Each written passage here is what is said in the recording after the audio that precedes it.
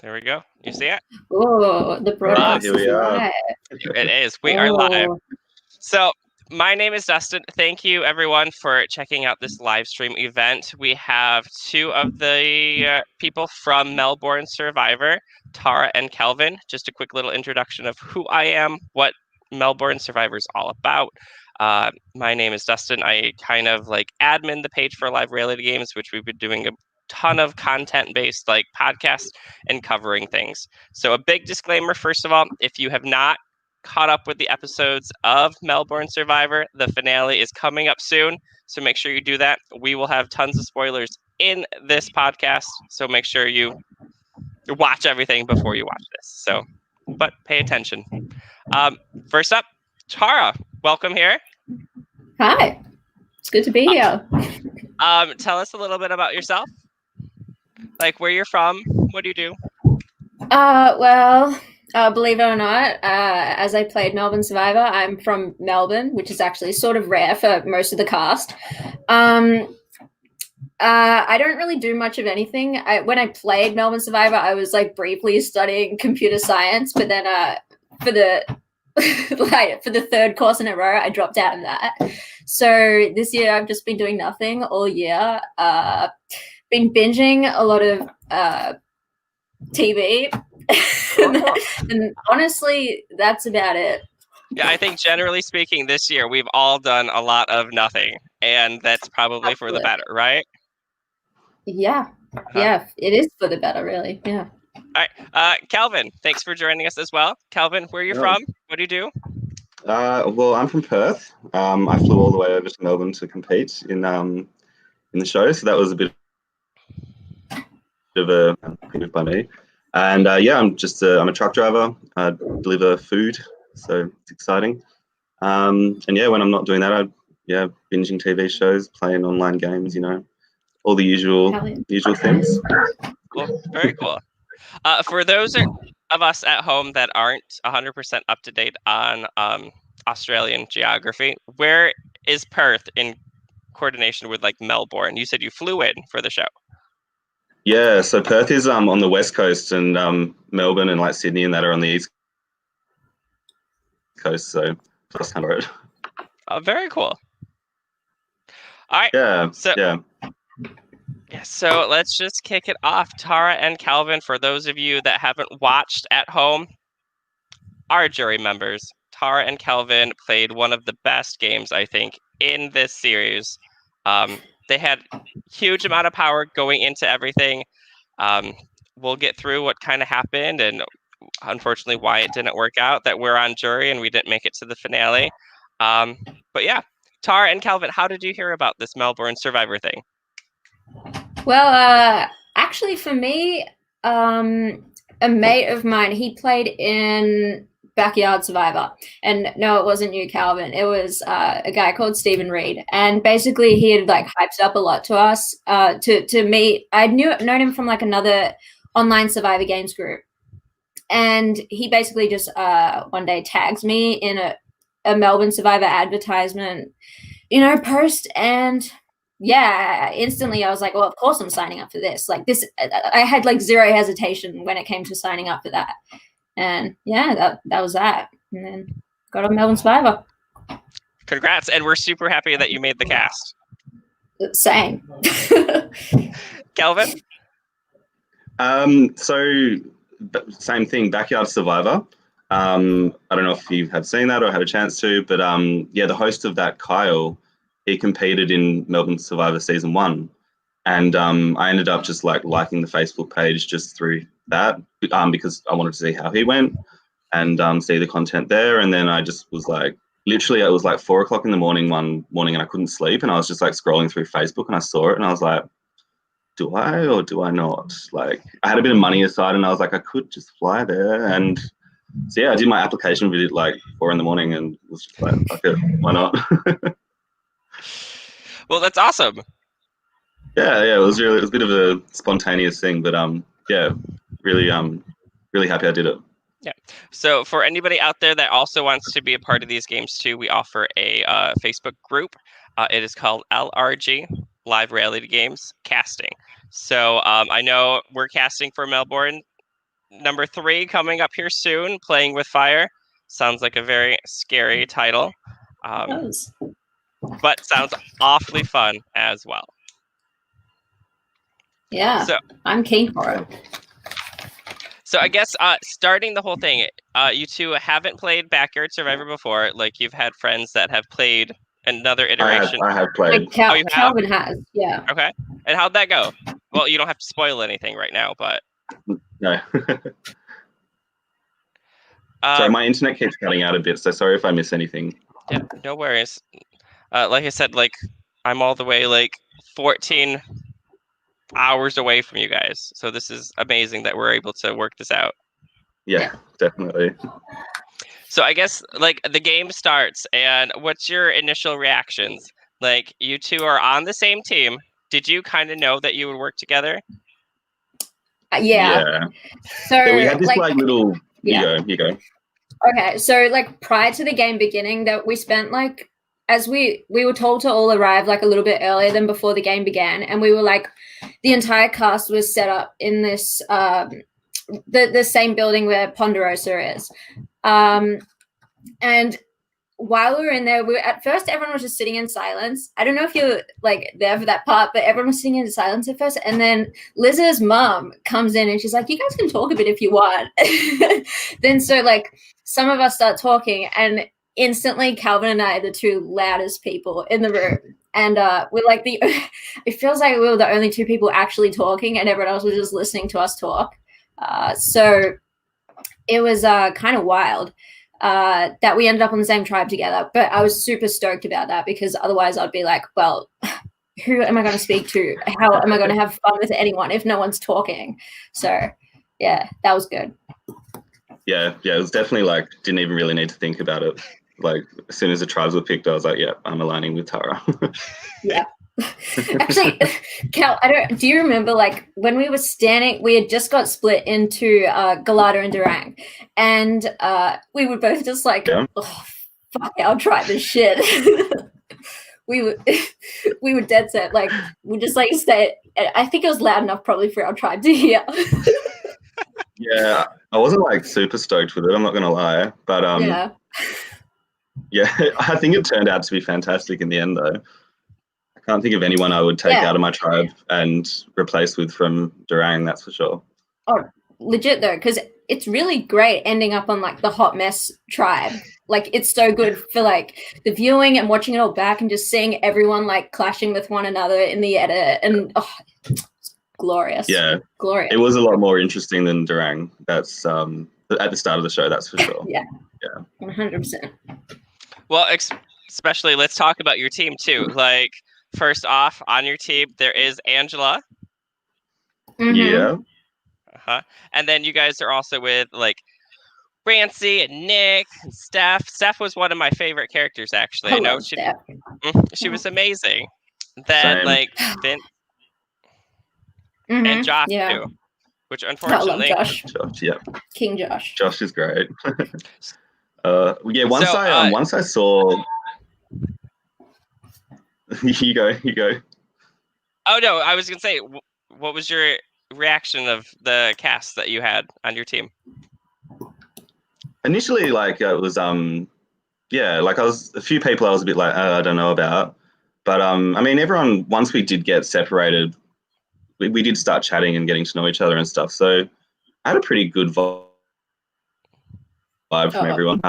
Rancy was pretty quiet, a little bit withdrawn, so I did struggle with him a little bit at the start, but I think everyone else I was able to get a bit of a read on, and I was happy when we sort of went off to camp. Yeah, I think like once we all started like collecting sticks and stuff to build the hut that did nothing, that was a really good time for us all to just like shoot the shit, get to know people, exchange names, and figure that all out. But I do feel like in contrast to especially like the two of us, everyone was quiet. Like in contrast to us, it was like they were all on one wavelength and we were all on the other one. Yeah. But you guys brought in a third pretty quickly, or at least from the episode, it looked pretty quickly. Well, You guys? I would say Cal brought in Nick more Okay. than myself. Yeah, definitely. I was kind of like the middle person, and I had both of them like as my like allies on the side. I don't think Tara and Nick were ever as close. No, we weren't. That was a quick no. It was a quick so no. I made that happen. Yeah. Well, it was. I think there was just a disconnect between the two of us for a lot of the game. Just a kind of like a clash of like two very different personalities. Like I'm very domineering, like very aggressive, like, and I want to like talk and have a dialogue. And Nick is just a very smiley guy. Like no matter what you say to him, he's just smiling in return, and you don't know what that smile means. And it's, for me, that's so off-putting because I'm like such a verbal communicator. I need like verbal affirmation about these things, but he's just a smiley boy. So I really could never figure out where his head was at, but I knew as long as like Calvin was around, Nick was also on side with me, and so that was a comforting thought. But yeah, I think out of a lot of people in the cast, Nick was someone I couldn't quite find like an inroad with. Yeah. But eventually you did. You guys worked together on a bunch of stuff too down the road. Like you and Nick and Calvin. Meh. Well, votes, was it more of a struggle than what we saw? I don't think it was a struggle, but I think there were some votes where, because Calvin was the merge vote, and so Nick voted with us on that one against Chris, who played the idol. But we didn't really have the numbers on that vote anyway. But prior to that was the swap tribe, and Nick and Cal were on the new Durang, and I was on the old Durang, so we weren't really together for that either. So it was really just the first two votes where me, Calvin, Nick were like sort of the power players there, but the rest of the game was sort of split up and lost a lot of power as the game went on, I would say. Yeah. Well, talking about the first votes too, you guys lost the first challenge, unfortunately. Yeah, that was that was a mess. I you never want to be that person to step up and do the puzzle, because blame can fall on you. But like, you saw how I did on the balance beam and all that shit, and puzzles are actually something I'm not bad at. So in hindsight, I probably should have done it, because I mean, obviously I was in a position at that point anyway where I probably wasn't going to get targeted if we lost because of the puzzle anyway, I don't think. So in hindsight, I probably should have stepped up for that instead. But yeah, I don't know. I just wanted to hide as well with that start, I guess. I think at least like losing the first challenge, it's never like the worst thing in the world. Like, yes, it means you're at risk of being the first boot of the game, which is a huge, honor. It's an honor, of course. That's a great way to put it, and a huge honor. Yeah. Yeah, it's a huge honor. But I do think, like, if you compare Galata with Durang, who got to survive the first vote or so, we really got to the nitty-gritties of, like, the strategy and the alliances a lot quicker than everyone on Durang. And I think lines were drawn much more clearly. People were much more obviously in or out of the loop on things. And I think that's comforting. Like, as long as you know you're going to survive that first vote, I think it's comforting to quickly figure out where people really stand. Are they true to their word? How hard are they going to push for votes or not push for votes, etc. So I don't think it's the worst thing in the world to go to the first vote. But yeah. So you guys decided to split the first vote. Were you that convinced that Josh had an idol, or were you just like, I don't really know how to do this one? Well, I didn't push the. I don't think Cal and I pushed for the split vote as much as Vince. Yeah, it was Vince's idea, and personally, I don't really know. I don't think a split was that good of an idea, because exactly what happened the following vote that I was so gung-ho about and I didn't get my way on was that we'd be isolating Rancy. He'd know he's on the bottom, and so we can't trust him technically if we end up at a swap or something similar. That was my fear. So I was like, okay, if we're isolating on this vote, and I said it a million times in episode 2, if we're isolating Rant, if we're gonna like let him know he's the other vote, we might as well get rid of him next. So Yeah. I don't think a split was all that necessary. I did not really think Josh had an idol. I don't think anyone really did. I did think someone had an idol, but I didn't think it was Josh. Yeah. I think there was was a definitely comment bad made move. that Josh had played some games before, and that kind of brought more of a target to him. Yes. Yeah, he played in the online community before with Nick, I think. And I think they were against each other or something. Oh, okay. I did. He played with Jake in Oz Online games. Wait, okay, I don't know if no, it's okay. So they played online games together. That's how he got his reputation of being. Yeah. Sure. Yeah. Dustin, do you know? I have no idea. No. Oh, okay, yeah. Don't worry. Yeah. So, yeah, Cal, you know what I'm talking about, right? Oh.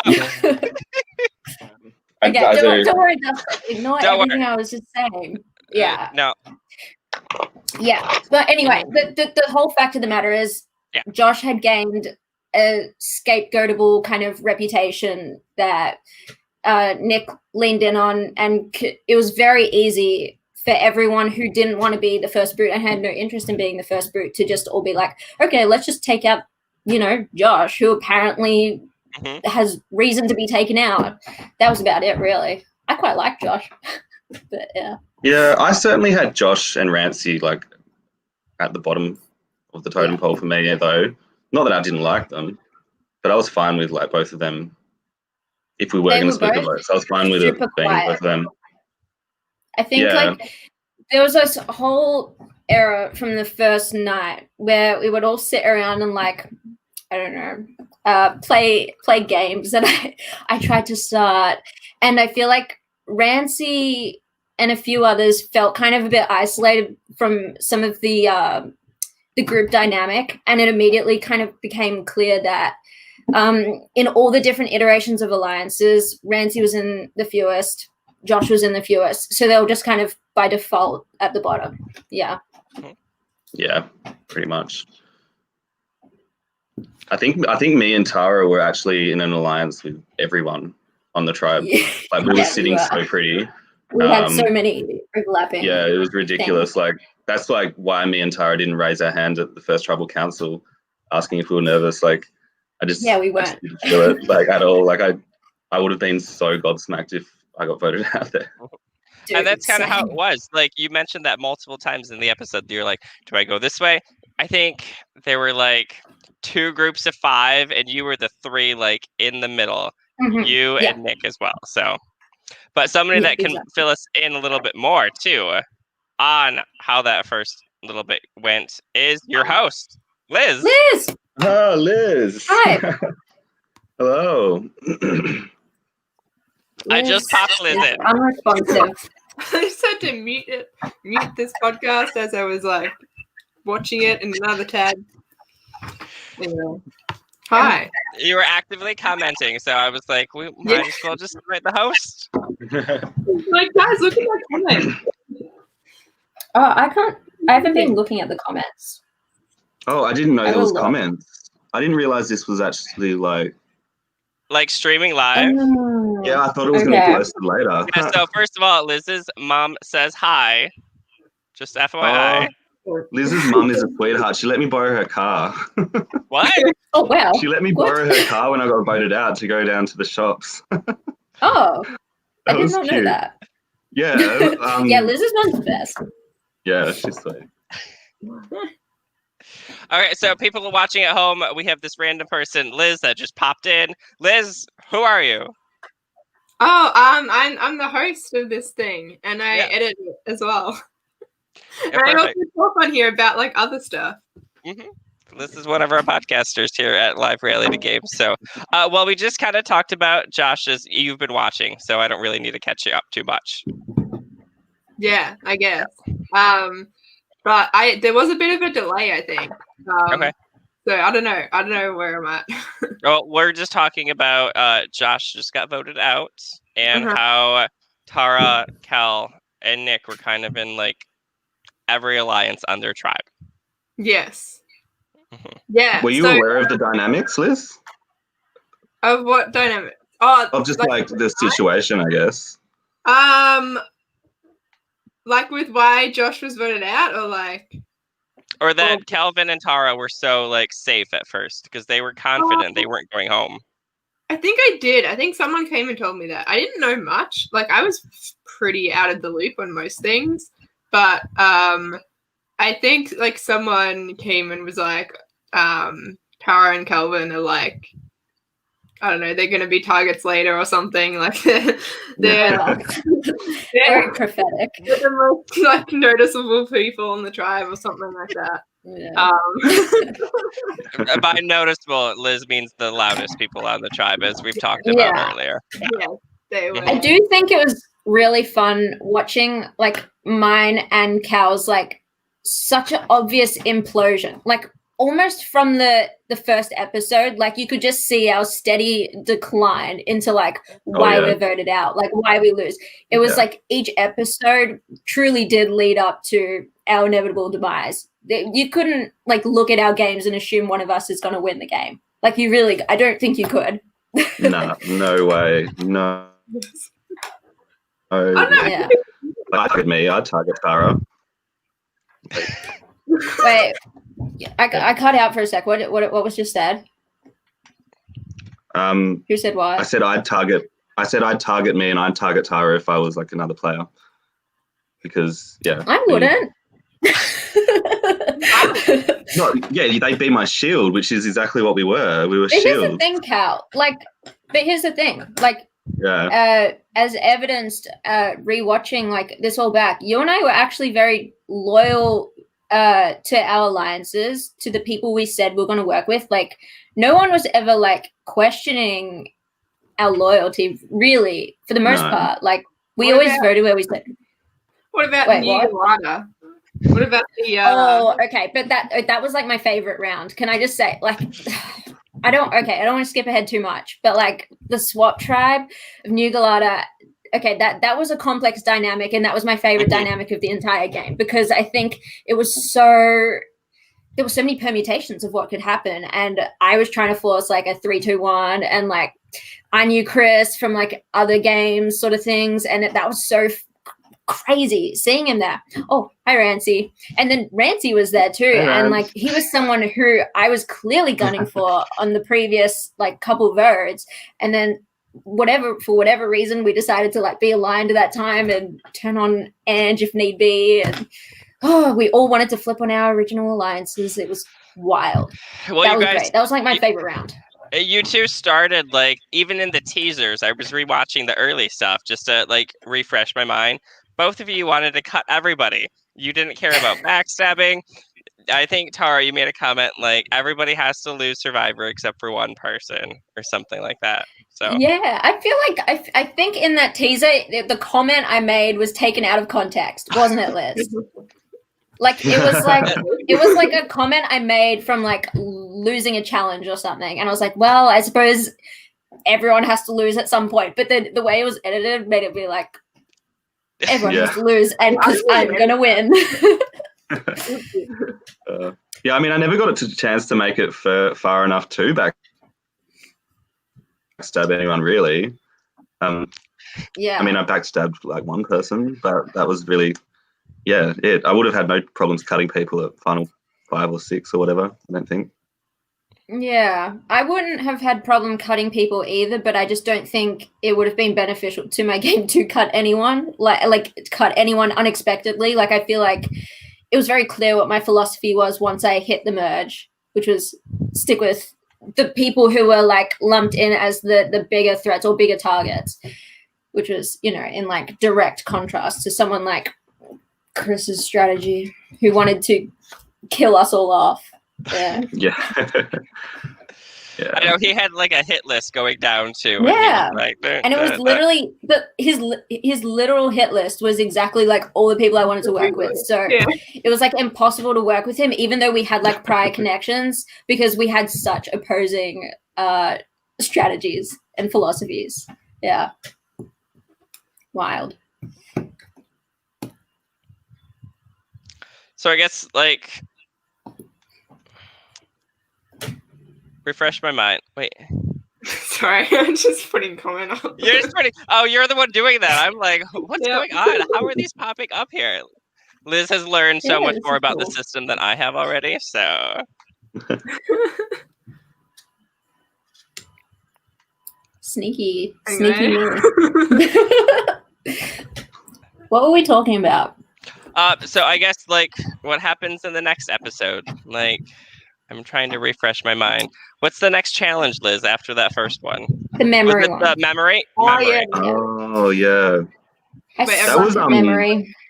There was like this little piece of string that was used as one of the things to memorize, and it was on. I'm pretty sure it was on a brown board anyway, so it kind of just got camouflaged. And in the heat of the moment, I think there was multiple people that missed I never that. saw it. I never saw it. So like that's why I never got the first set right, because I just didn't see the stupid twine. But that's why the reason I ran first, I remember specifically saying to the tribe, is because, guys, I suck at memory stuff. Please, I'll go first before it gets complicated. But I still couldn't see the bloody piece of string. A real tricky one, that string. I think I had it right as well. I just missed the string. I don't remember exactly, but string. Yeah. So unfortunately, that brings us to our next one. You guys are back at Tribal Council. Thoughts? Yeah. Well, I didn't get what I wanted this round, but Cal, you did. No, not at all. Me and you were pushing for Rancy so hard. It was Nick that was pushing to save Rancy. No. You wanted to take Steph out. And I wanted to keep Steph. I remember.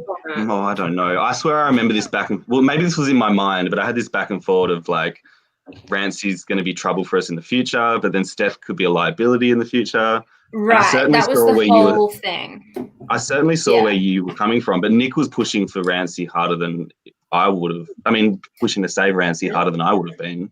Right, for sure. That makes sense. Maybe I was more like willing to go both ways. I don't know, but I think you were definitely more willing to go both ways. I think people that weren't willing to go both ways, like people like Vince, really wanted to take out Steph and Rancy obviously to save himself. And there was a whole like defend Rancy pack, and there was a whole like, well, I felt like I was the only Steph defender, because I was like, well, I want Steph. You wanted her Steph as a goat. Well, no, but I also wanted her because she didn't know where she truly stood. Which was quite low on the totem pole. But Rancy didn't know that. And if we had the opportunity to show her loyalty, like one more vote, she's much more reliable moving into potential swaps than Rancy would ever be. Like, you can't just have that like knowledge that he would hold strong in a swap. And I don't think it was that clear cut at the end of the day anyway. Yeah. Steph definitely would have been should have been a great ally. I don't know if she would have necessarily flipped on us or anything. And she provides great confessional content as well. Like, the confessional was so funny. I was quite devo to see her get cut, knowing that she gave such one of my favorite camera shots of the entire series is just all the shots of Steph just dawdling around like as if she's lost. She just walked into Warrandyte with no idea like what's going on. There's this shot. What happened. She was like a fill-in, player and stuff. The best fill-in ever. Because my favorite shot is like everyone is up the top of like there's like a slope down to like the river, and we're all at the top, and then the camera pans down, and Steph is just dawdling around in the dirt at the bottom, like no one nearby, just kind of kicking the dirt, doing her own thing.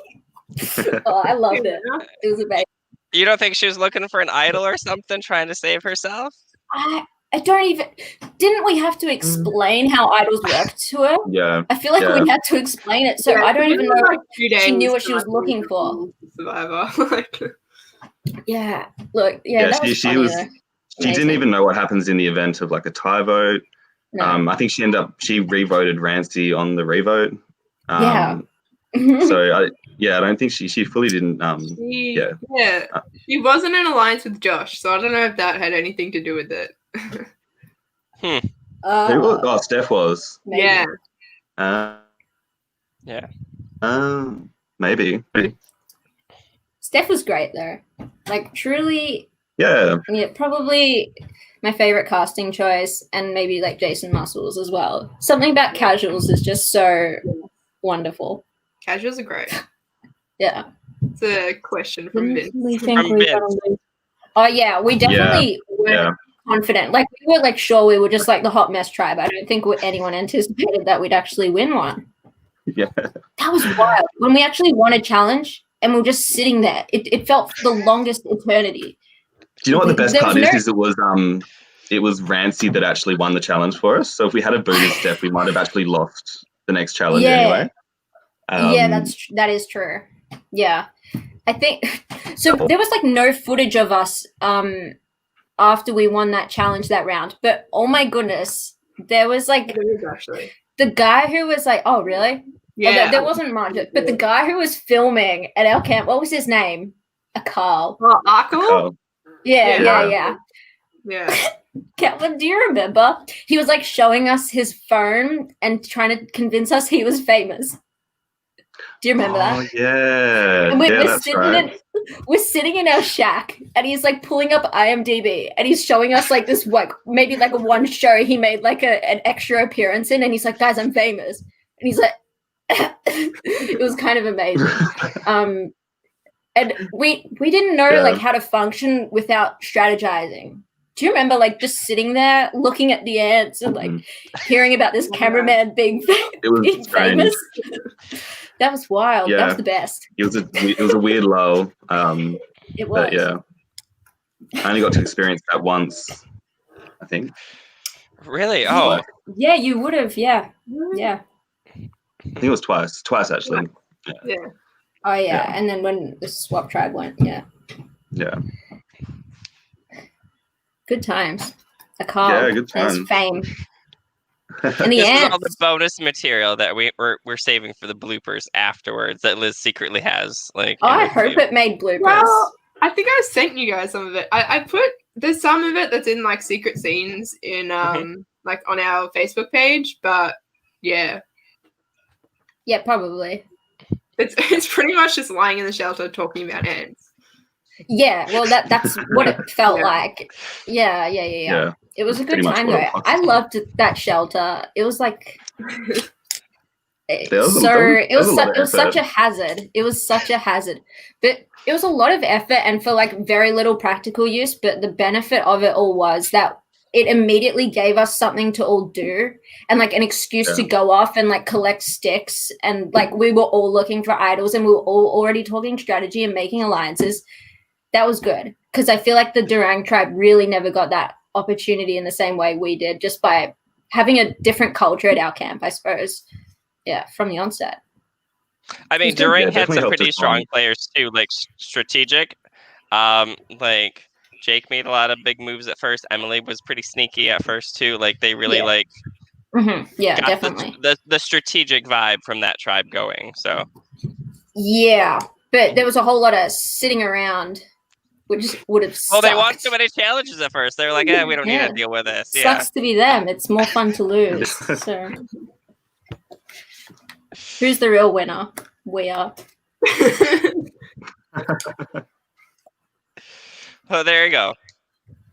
Yeah. I mean, that's from like 20 minutes ago. Now, before we get into the next challenge, like we talked about how Cal and how Tara found out about this. Liz, how did you find out about them and what brought you to casting them in season 2? Well, I guess I have Backyard Survivor to thank for both of them. I got into like Backyard Survivor things through there was through Ryan Brink. I don't know if you know. He hosts does a podcast. It's probably the most like well-known like Survivor podcast in Australia.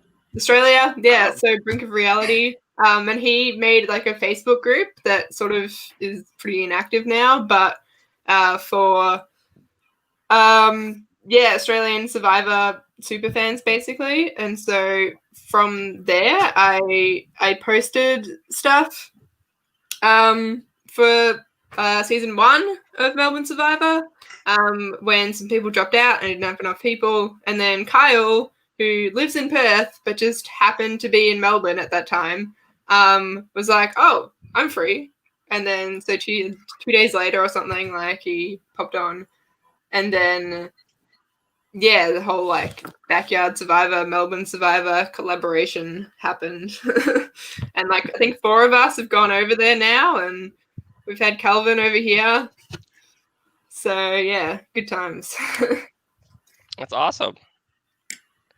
So is the next episode where we go to the outpost, or did we skip that part?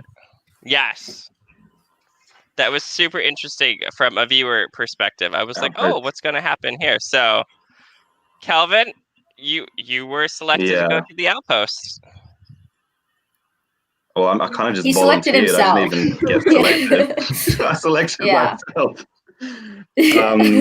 But no one was complaining. I sure wasn't.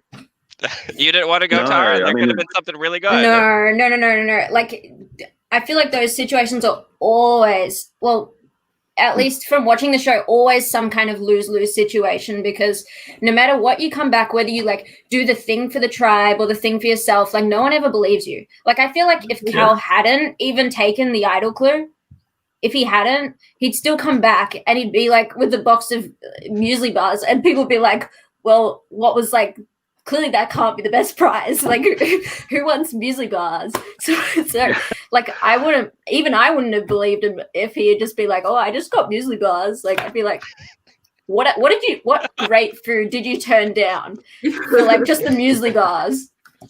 So we have to back up for a moment. What exactly is a muesli bar? Just like a that's you're American. They're just like a cereal bar. Like protein bars sort of things. Okay, like a granola bar. Yeah, granola. Yeah. That's what you guys call it. Yeah. There we go. Granola. Okay. Oh, no, it wasn't me. I was explaining this to someone else. I think it was Alex, who also didn't know what a muesli bar was. Yeah, anyway. Sorry, moving on. Wild. Imagine a world not knowing what a muesli bar is. Right. I had to ask Liz a few questions too about our conversation earlier in the group chat. I was like, I don't know what this word means. What does Kel mean in it? Because you said you had, I think the word was bugger to do. So I was like, Kel's busy. And Liz is like, nope, he's not busy at all. So. Like someone had bugger to do. Well, yeah. Like it's a thing. I don't think I used the word right, but I was like, he sounds busy. Okay, maybe he can't do it. Yeah. Classic bugger duties.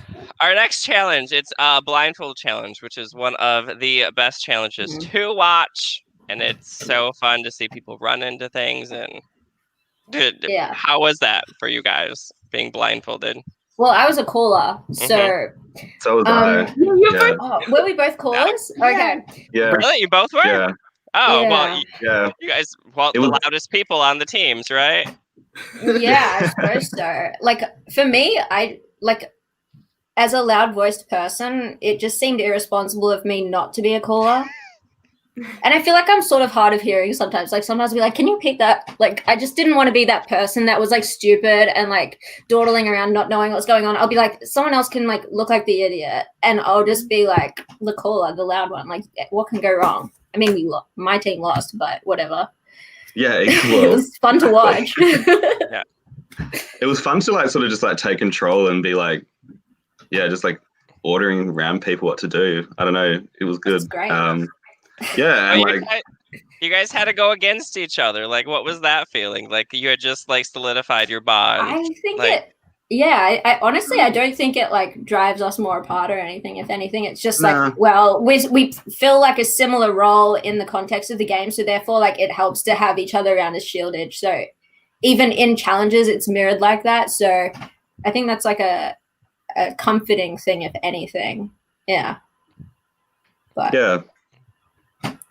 So let's see. I mean, I Tara, have a Tara and like going hard. Like, looking at your new team, you had Jake, Angela, Chris, Emily, and Rancy. mhm. That you just Yeah. almost voted out, like the first round. And Yeah. almost the second round, kinda. Yeah. Yeah. My swap tribe, my immediate thought was like, I'm flipping to the others. Like, I'm just going to tell them I'm flipping. And then, like, if things get more complicated than that, I'll roll with the punches. But, like, I was like, I have no reason to really trust Rancy's loyalty. So I was like, the first thing I did, the moment I had Jake, and Chris on their own, was like, guys, I will flip to you. Because I don't need them, and I'll just move forward with you guys. It's easier for everyone. You know, it won't be long till there's a merge. We can, you know, like, I'll put my eggs in you guys' basket. That was literally what I did. And I think Rancy did a very similar thing too, probably.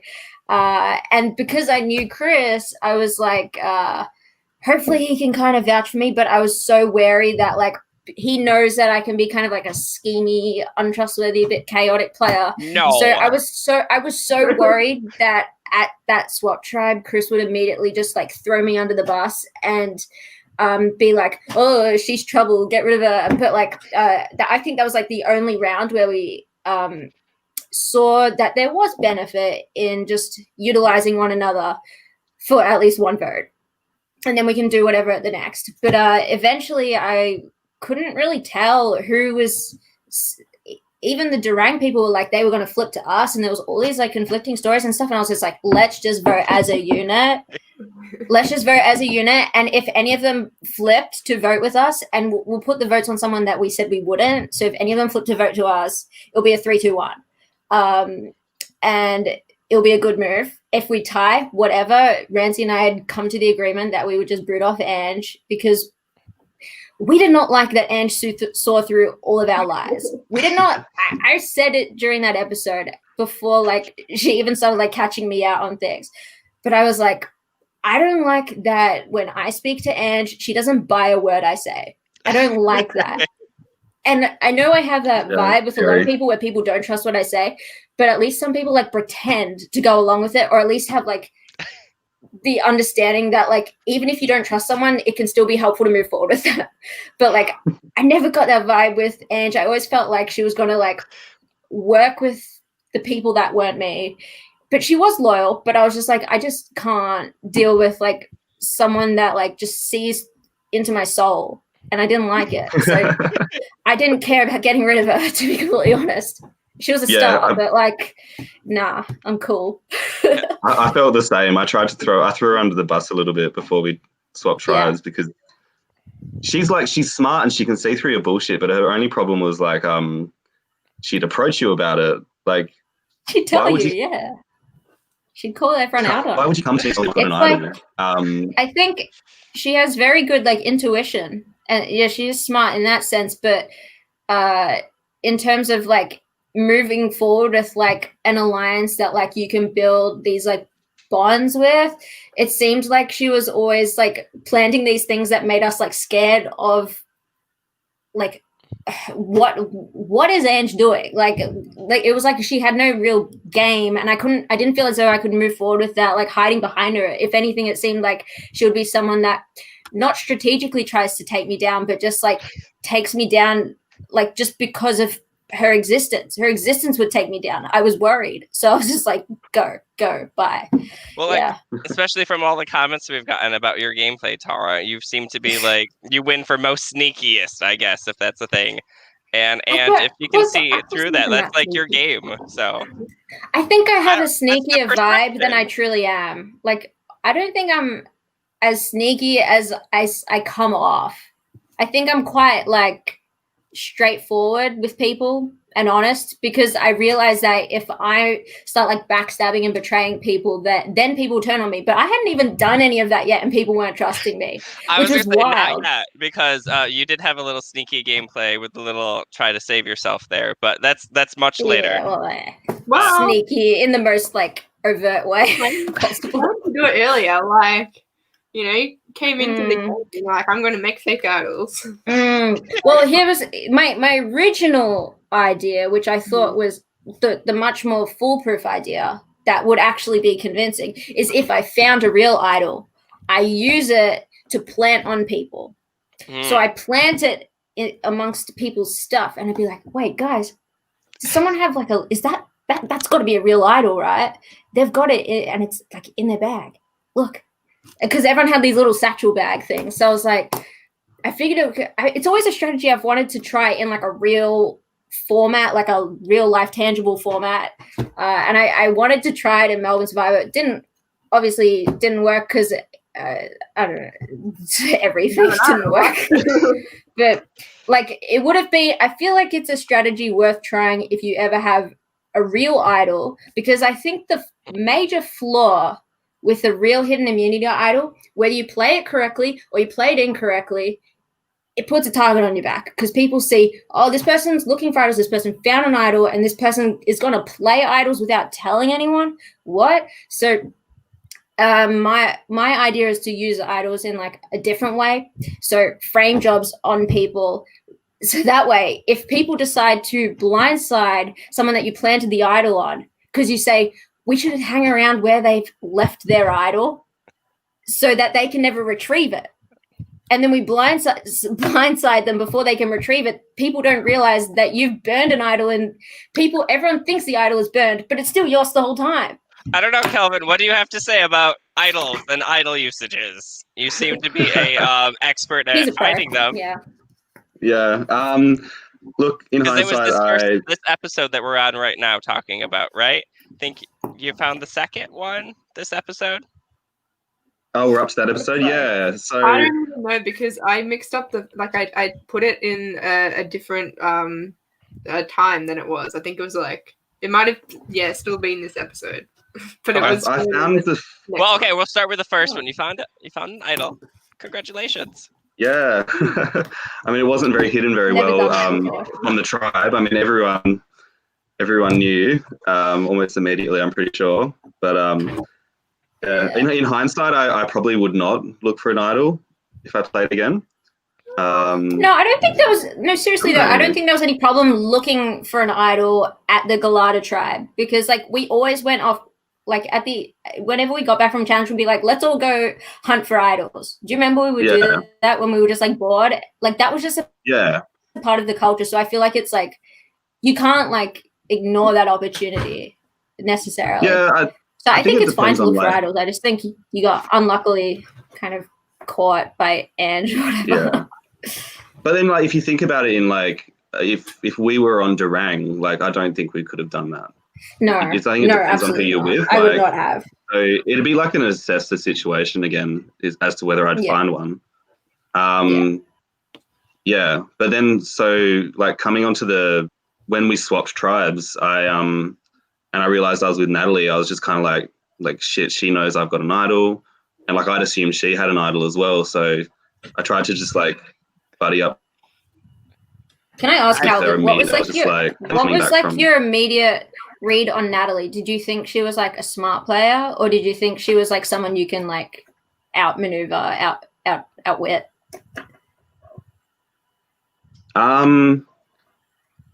Probably outmaneuver a little bit. Just because I knew I had to like pitch something to her so that she didn't throw out that I had an idol and stuff like that. So I immediately offered her final two as soon as I as soon as we met up, and she took it straight away, and she just told me like she hadn't found the idol yet. She'd hidden the clue, and I was just like oh, my brain imploded when she told me that. I was just like, yeah. I don't think I initially was like, I'm gonna find her idol and take it for myself, but yeah, the idea just kind of like wild, dude. Yeah. It just it just like grew on me, sort of the idea more and more. Yeah, I got the clue from the outpost. What is Adam comment? What is Adam saying? Thanks, Adam. But yeah, it sucks that it wasn't caught on film. But like me and Natalie had this moment together at camp where we were alone, and I was like, "Read your clue now. Read it." Oh, that is. Wait, if someone else finds it without the clue, and so she reads it with me, and I'm just like, holy shit. And I knew exactly where it was. Dude. There was like 2 trees. I think it said something about an orange bark or red bark or something. Yeah. And one tree was like a lighter yellow-ish, and one was orange. And I was like, you go check that one. I'll check this one.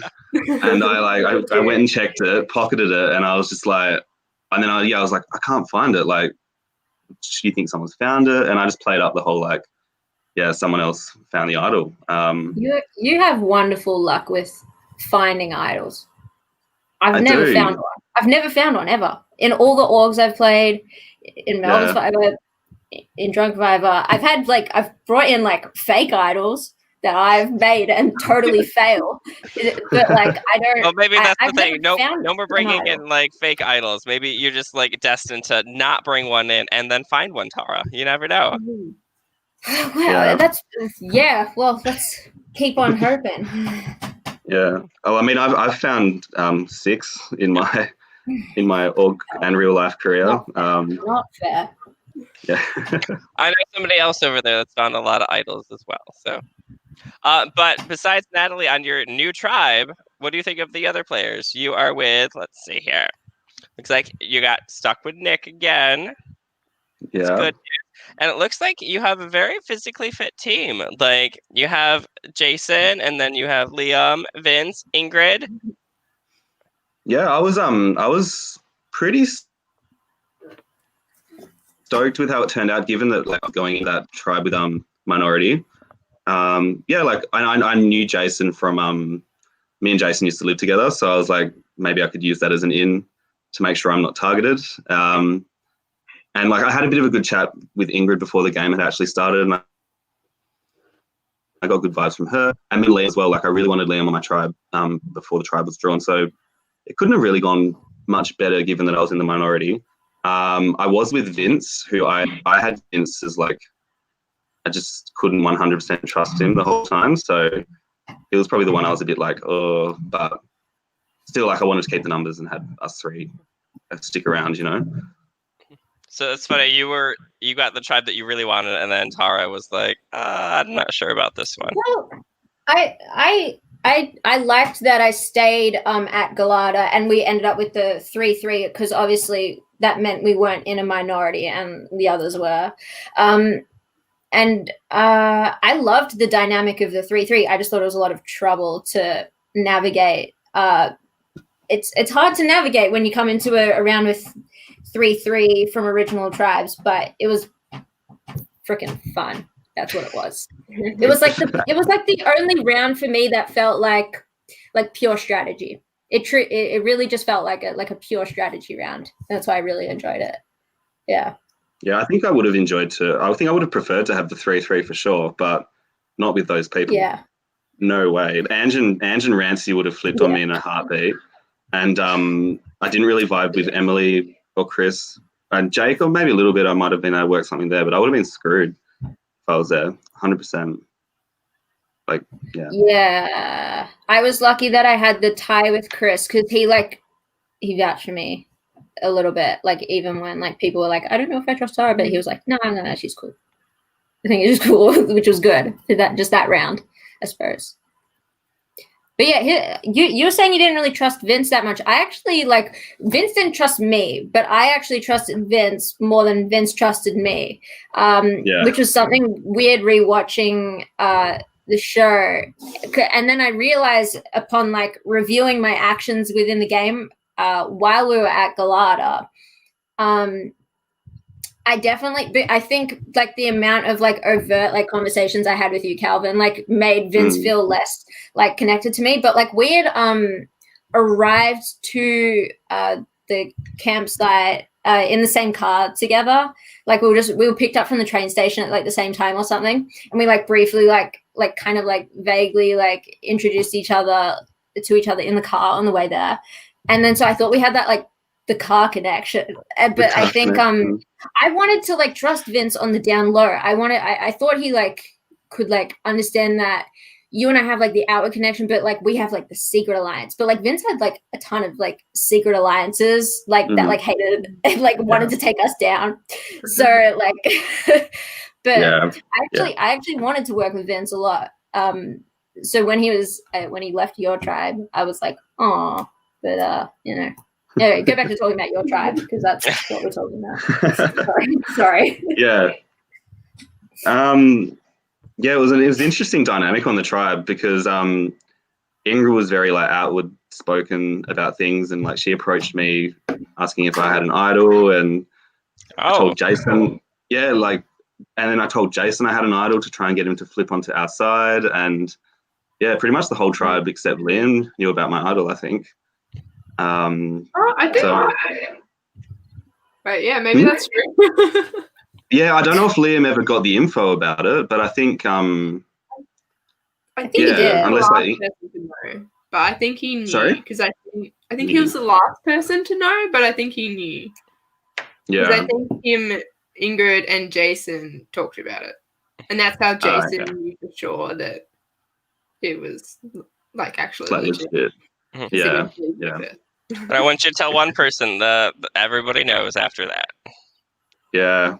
So pretty much the whole cast knew at that point, I guess. Besides Jake, Emily, and Chris, maybe. I don't know. I'm sure Rancy probably spilled the beans too. Who knows? I think eventually, but yeah. I don't know. Right? No, they would have known anyway. And then so the next challenge goes, and it's a rough one. It's the the floor is lava. Yeah, floor is lava. Oh, that was so much fun. My big moment. Time to shine. Oh, for fuck! We had like literally like a 10-minute lead on them in that puzzle. I don't know how much. Maybe not 10 minutes. Yeah. How long? No, it was a pretty long. It was a pretty long lead. Yeah, like a lengthy amount of time. And like literally, we pulled up, and I was like, oh my god, we're gonna win this challenge. And like Tara's just sitting there like taunting us, and like they're getting closer and closer to the platform, and I'm just like, Liam, hurry up! It was just like an absolute shambles, wasn't it? You guys thought you were throwing it, right? Huh? Right. So at first I was well, my comments were I remember rewatching my live comments, which was like, if he knew how to do slide puzzles, he'd be done already. And I kept saying that. I was like, as long as you guys get to the end, we win. I didn't think there was. I don't think I thought he was throwing. I think I just thought he was screwing it up. But like, I could see why they would want to throw. But no, that's not apparently what was happening at all. Yeah. No, and I learned how to do slide puzzles like it's dead easy once you figure 2 it months out. after it. Why weren't you on it? So it's so easy. No, I learned how to do it afterwards. Oh yeah. So, but yeah, so then that put us back at tribal, which was. Oh wait, can we talk about Jake's splits? That was incredible. It was hilarious. That was really fucking fun.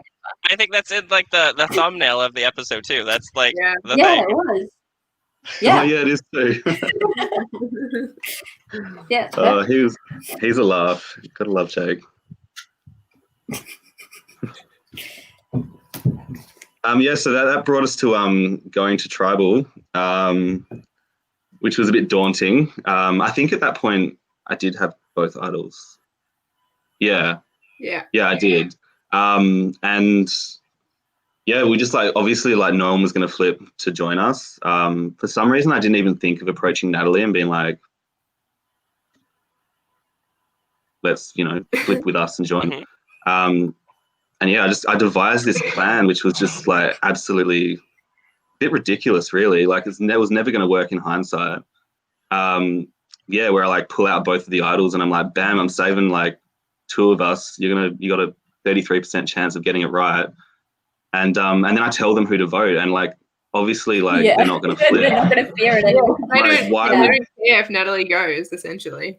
yeah, and why would Ingrid, Jason, and Liam have no incentive to flip? Because You're just not doesn't make threatening sense. them with the idol players.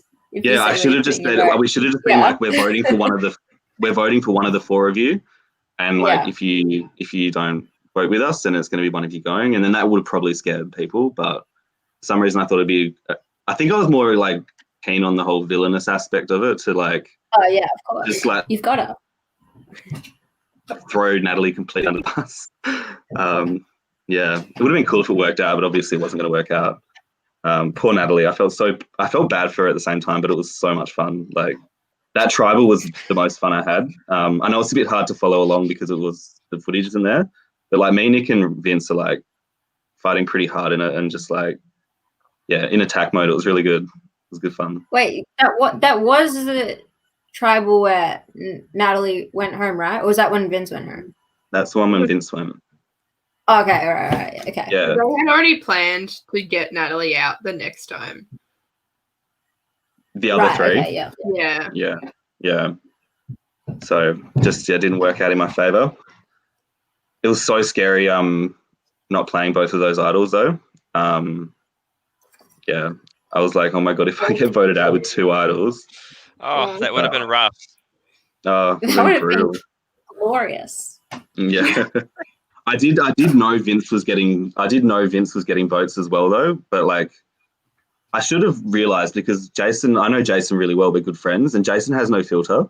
So what he says is the truth. He doesn't lie. The best. And so he told me the vote was Vince, and I'm just like, I should have just been like, well, yeah, you never lie. So Right, but like at the same time, like Jason was always like so just here to just cause like trouble. He was so excited to like vote you out at like any point. So I feel like you were still right to like have some level of distrust there, because I think like so much of his game was just like for shits and giggles.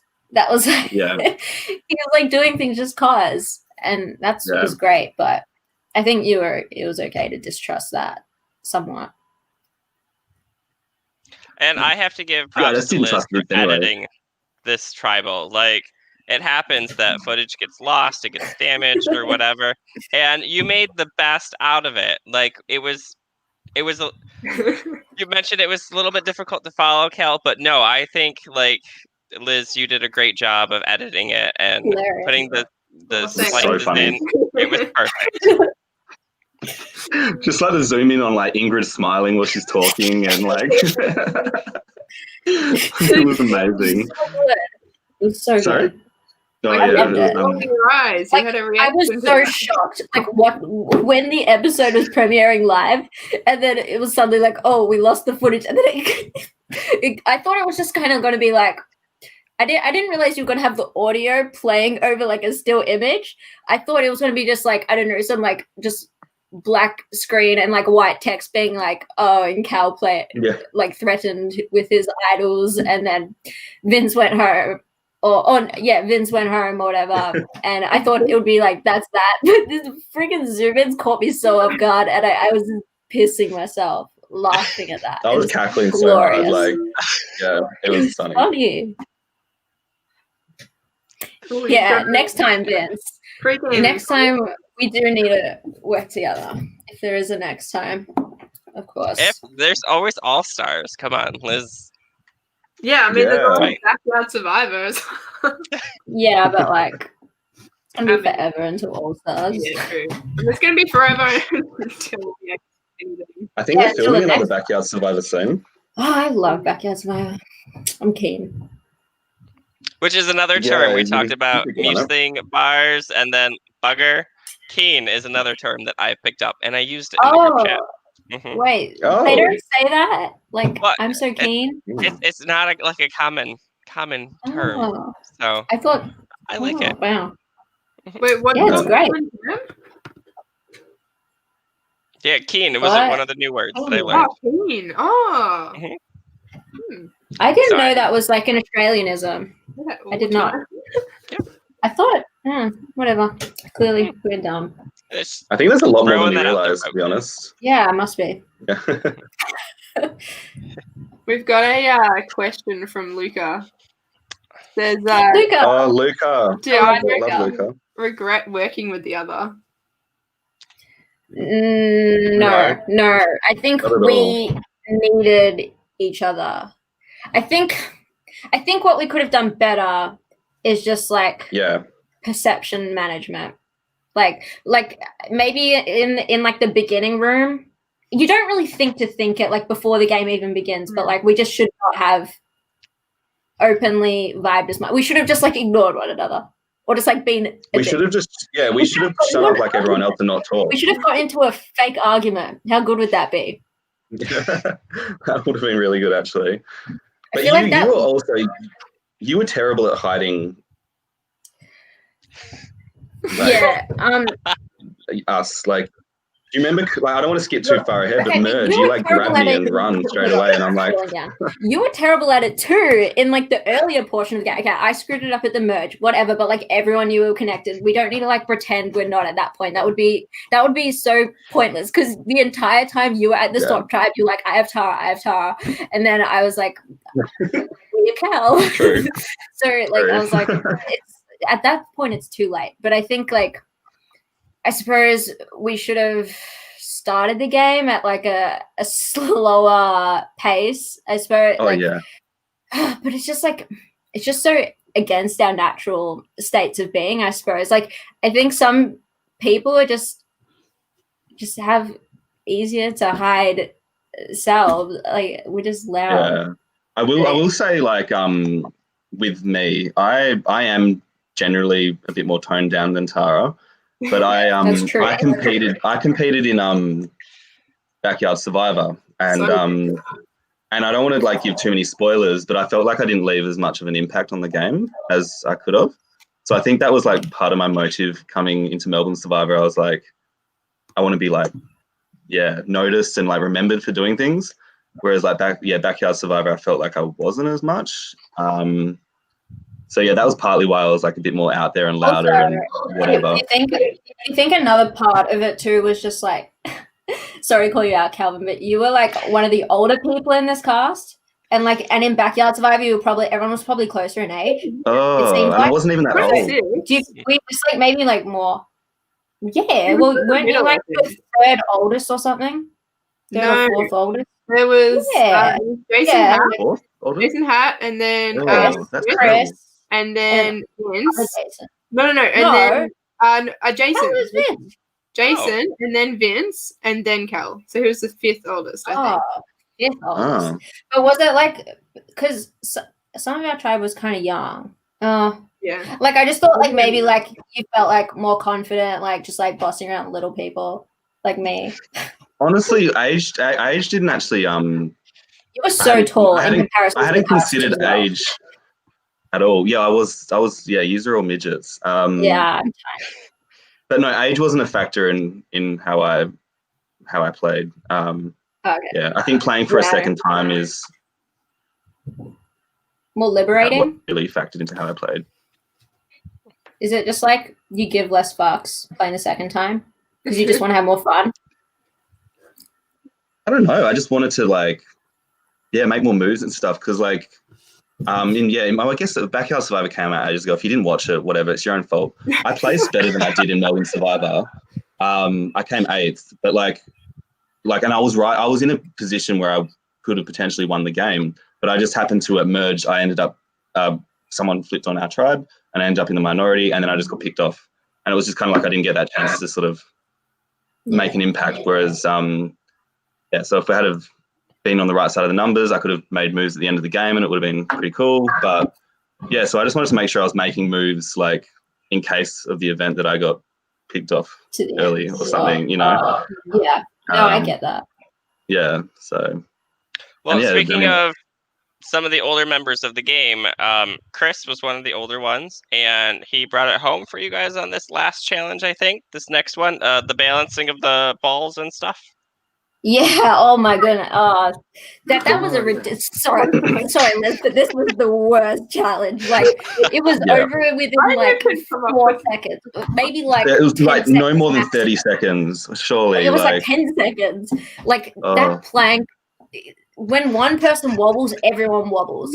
So, but like, so the people who were on the crates automatically like were going to last way longer than the rest of us. But it was just like it was Yeah. a hopeless endeavor. And the beam was very thin. Like it wasn't. Well, here's the thing. Like, I think if that was like the only one, anyone was like the only one on the beam, it wouldn't have been too bad. But it was like 3 people on the beam, like one person shifts their weight. And I think I was the first to shift my weight actually, but it just like puts everyone else off balance. It was so, that was really funny though.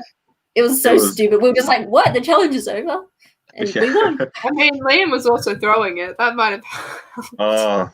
If I had a known, I mean, convenient excuse on a challenge that like everyone's gone on at. the I mean, it makes sense to throw. It makes sense to throw, but like it was just like, yeah, it's like funny how he said it afterwards. Bit of a like Drew. Yeah, like, yeah. Oh, I threw that challenge. It's like, sure you did. Well, we kind of mentioned he might have been throwing that slider puzzle too, but probably not from the mystery man. Whether he's throwing things or not, we don't know. Maybe we'll find out. Maybe. So what was the idea, Liz, behind that challenge? Had you practiced it before, or was this a spur of the moment one? Here's the thing. I had it, so like I was pretty much like there were other people involved with like planning things, but like it was like, I don't know, like 97% me. I don't know. That's how I feel. Well, that's how I felt at the time anyway. And there was I had like a priorities list, and challenges were right at the bottom because as I knew as long as we had like the props and stuff, we could do stuff basically because I like done it before season 1, done it before in like trial games and stuff, and we had the legend Keegan, who was in. He is a legend. Survivor, go watch that. But he's just a legend with challenges, like, and heaps of stuff. And so he just would literally just come up with challenges like while we were there. I'd be like, we've got this and this, because there were some things that like didn't work out. Like we didn't have access to water when we thought we would at some point. There was a mud pit we were going to use that turned out to be really far away. Oh, what? There was a mud pit. It was That would have been so fun. Gosh, that was the best. Oh, Yeah. damn. Devo. So it would have sucked to like sleep after like mud though. That would have been that would have been awful. But that would have been so fun. Yeah, so like he just like most of these challenges like was just Keegan like being like, okay, what do we have? We've got this and this, let's do it. Like apart from I think the touchy subjects I'd written out, and like the first challenge I'd more or less sort of done, and like obviously we planned the puzzle in there. There were like a few other ones that were planned, but I think most, or at least half of them, were just like Keegan. Well, props to Keegan for sure. Yeah. He's a legend. Yeah, and he was really as well. I didn't know really good at walking backwards. He's really good at walking and running backwards. I don't like. He holds the camera, and we're all just like walking forward, and he's like running backwards with the camera. It's amazing. Like you don't understand the phenomenon of Keegan running backwards and how like proficient he is at it. I can't like fully explain to you like the magnitude of like how good he is at walking backwards without like crashing into things or like falling over. Like he's just very good at it.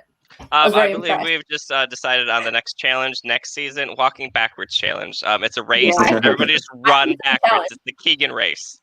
I think that should be a thing. I don't see why not. That'd be quite funny. I don't either. Yeah. There you go, Liz. 1 down for next season. Okay. Wow, I'll add Do it. to the list. Do it. I'll message our production chat. Well, speaking of production, like I totally understand. Like I've hosted a bunch of stuff too with the Adventure Gaming Group, and sometimes challenges just go. Sometimes there's a piece that breaks in moving it, so you have to like reassess and like throw in a backup challenge just in case. So it happens, and that's just how live games are. Like you can't be prepared for everything, and sometimes games just go a little shorter than what you expect, but they're still super fun in general. Yeah. That does bring the next tribal on. So Kale? Yeah. Yeah. You kind of like preface this with the last one just in case. So you had a plan. Oh, about Natalie. Wait. Yeah, so we just kind of, what was the plan? Yeah, we were all just going to initially just about throwing the challenge. True. Sorry, I was just reading Adam. Yeah, so initially we were all just going to pile onto Natalie and just vote her off. But yeah, and I think it was kind of good that Vince went and Natalie stayed, because it was that sort of, she was that sort of that clear target. And then meat shield, I think the term was, right? Yeah, meat shield, yeah.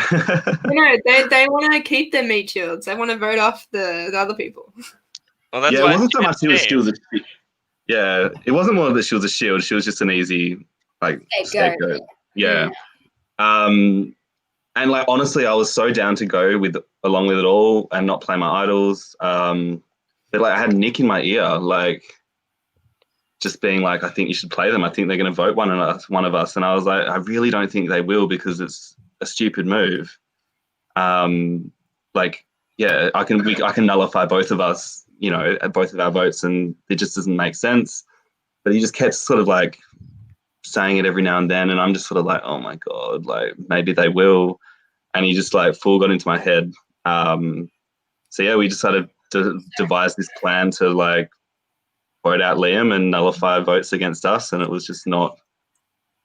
Do you think Nick was telling you?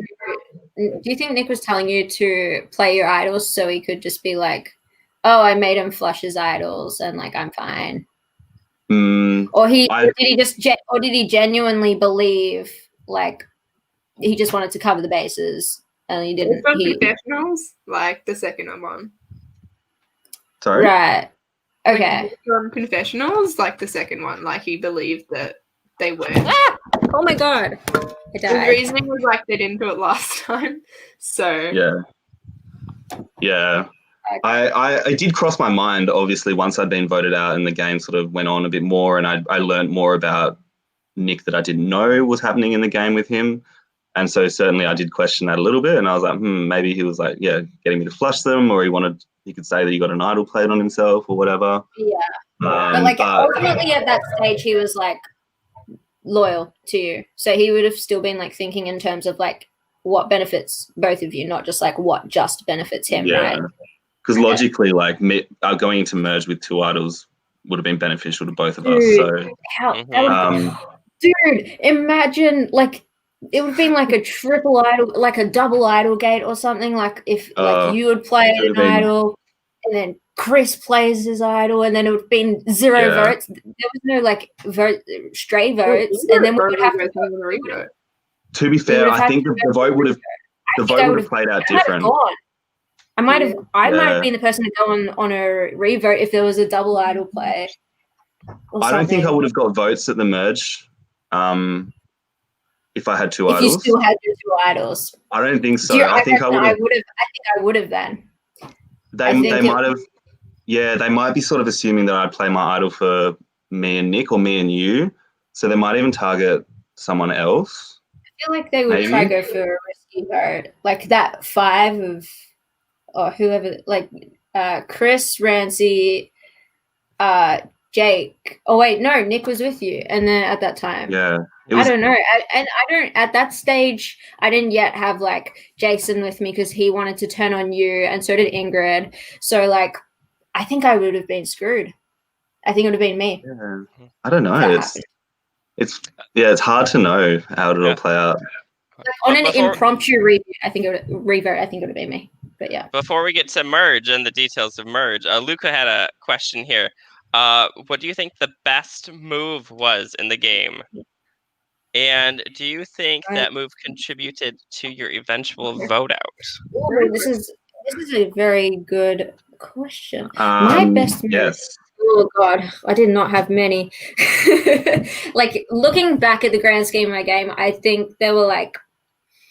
I think I had the right idea about many things. I think like theoretically my plans were fine, but it's just like I didn't have the necessary agency as the game progressed to like accomplish things to go my way. Like even like from the second vote onwards, like a lot of things like were like compromising for like a vote I lesser agree with. So like voting off Steph instead of Rancy, and then like instead of pulling off the like 3-2-1, I was like, okay, well then I'm just going to sacrifice Ange because like why not? Bye.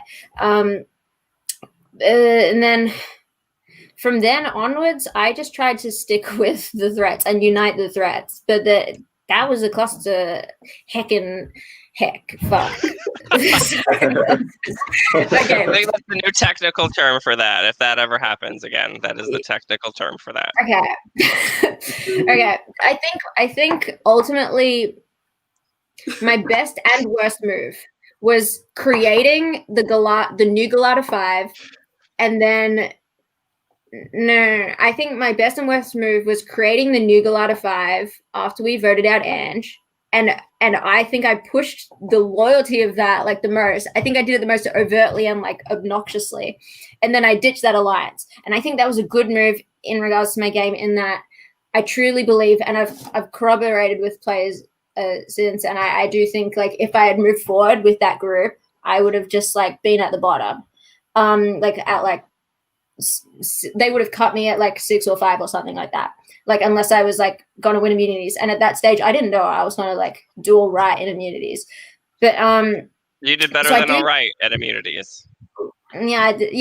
But I think it was in my best interest to flip to the others, which was like Calvin, and then with Calvin comes Nick, and then in my mind Ingrid and Jason would also work with that group, but on the merge vote they didn't, and it was only like the following votes when they were like, okay, let's work with me. Oh yeah, and Liam. So I think I made the right decision, because at the end of the day they did actually vote with me after Calvin went. But I think if they had voted with Calvin that round and like there was no idol played, I still think, I don't know, I think it's still, I don't know, I think I was kind of screwed. I think by the time I reached like the swap, like looking back, I'm just like, I don't know how I could have won. I don't know. I don't think my fake idol achieved anything. I don't think it really painted a worse target on my back or anything. I was going home regardless, so it didn't really change the outcome. But I think it was, yeah. That was terrible. Yeah. No, look, theoretically in practice it failed.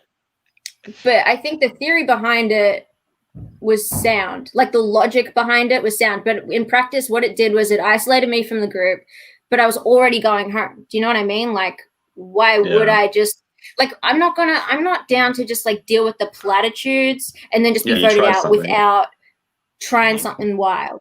Okay. Like, so I had been collecting all these pieces. It'll just be a waste of having collected content, to like, everyone's criticizing the move, but I think strategically it's not the worst thing. Like if I had more time than I had, I think I could have figured out a better way to pull it off. Then obviously I ran out of time. Like you could like literally when I started like yelling at everyone, I was just like, guys, I've been your friend. Like I've never voted any of you, and you've never voted. I was like just talking out my ass at that point. And like I knew I was going. Like I knew my whole plan would fail. I just you have to try something. You don't want to waste the opportunity. So like you can all be like, terrible move. Yeah, I think it was pretty innovative. Like the concept behind it. It wasn't a fake idol to say I have a fake idol. It was a fake idol to say, oh, I think someone is creating a fake idol. I wanted to create new targets out of nowhere. In theory.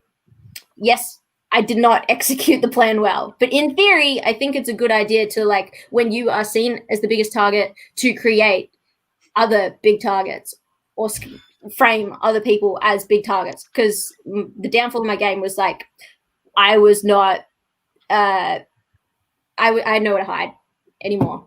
But, yeah. I don't know what else I could have done, really. I disagree with what Adam's saying here, because I reckon, because like your whole thing was like someone's trying to make a fake idol. Yeah, everyone keeps thinking I was trying to play a fake idol or like convince people that was a fake idol. Yeah. Everyone's saying that, but I'm like, no, my whole plan was to.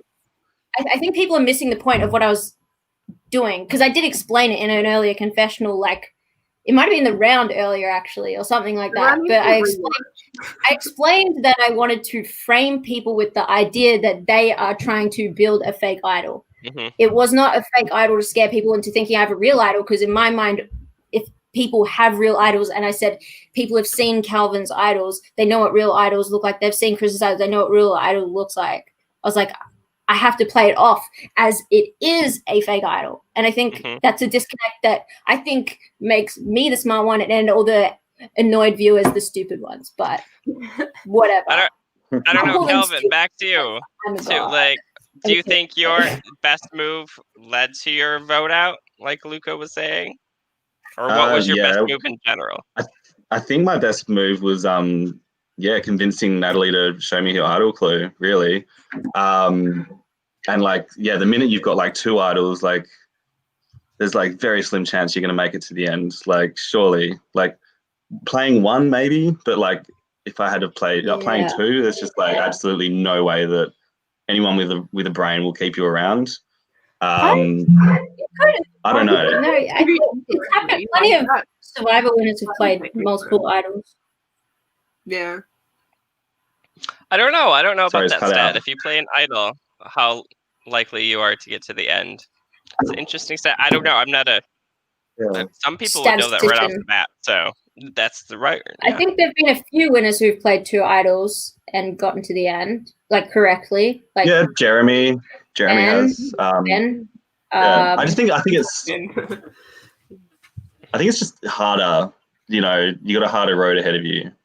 Yeah, because it paints the target on your back. Yeah. Yeah, exactly. So I painted a target on my back immediately as I did that. So that was definitely part of my downfall. And Jason thought I was I don't think Jason would have necessarily targeted me at merge if we didn't target Liam. That previous vote. I don't think it would have gone down that way. Well, speaking Jason wasn't protecting Liam. Liam voted with us on your vote out.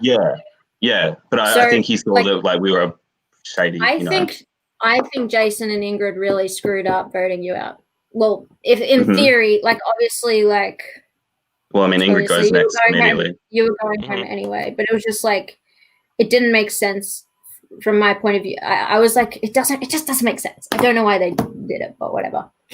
So looking at the merge cast, like, you guys, do you have any, like, were you super skeptical of some people, or how were you feeling about the merge and how it ended up? Were you happy about the people? I know Kelvin probably not 100% happy with everyone and the turnout for that, but yeah.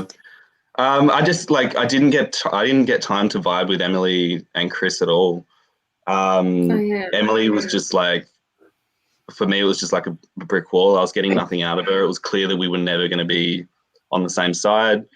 Me and Chris, apparently I was throwing out names to him and he was like agreeing with them. And like, we found out after the game that like we actually did have the same intentions, but what? Again, Ow. Yeah. What same intentions did you have?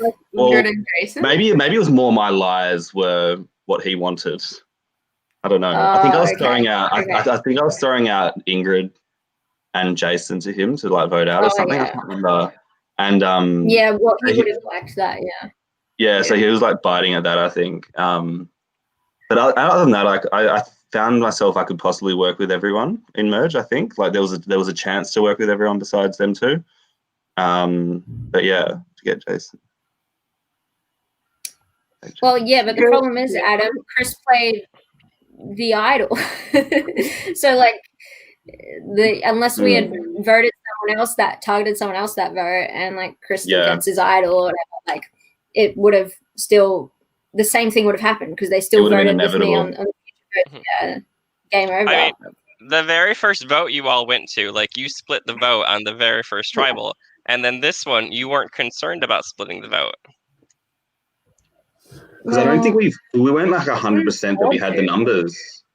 Yeah, numbers were very like you didn't. No. Yeah. Like we had. No one. I don't think anyone could have attempted a split intention. Like, I don't think anyone could have afforded to intentionally do a split. I think there were very clear like factions coming into the merge, and and people knew, like, as long as they weren't one of the targets of the major factions, then if there was an idol player, fine. So I wasn't all that concerned about requiring a split vote, because I was like, I'm pretty sure my name isn't going to be one of the names, which was true. But in hindsight, yeah, I don't think anyone could have intentionally gone for a split there anyway. Yeah. No. No And way. like, I think we were pretty much screwed anyway, because like I think we had we had a bit of a totem pole of like Emily was going to be first target, and then Chris was going to be next, and then Ramsey was going to be the one after, and then so immediately Emily wins immunity, and like we're just like, okay, Chris is the next option. So yeah, it just all sort of played out in against us, really. I just don't know how. And I was don't know so how we close to could have that idol recovered clue that too. round. Should we have targeted Rancy? Is that what we did wrong? Maybe. But we didn't know Chris was going to find the idol in the fire at Yeah. tribal. Yeah. Yeah, And that was Rancy voted with us.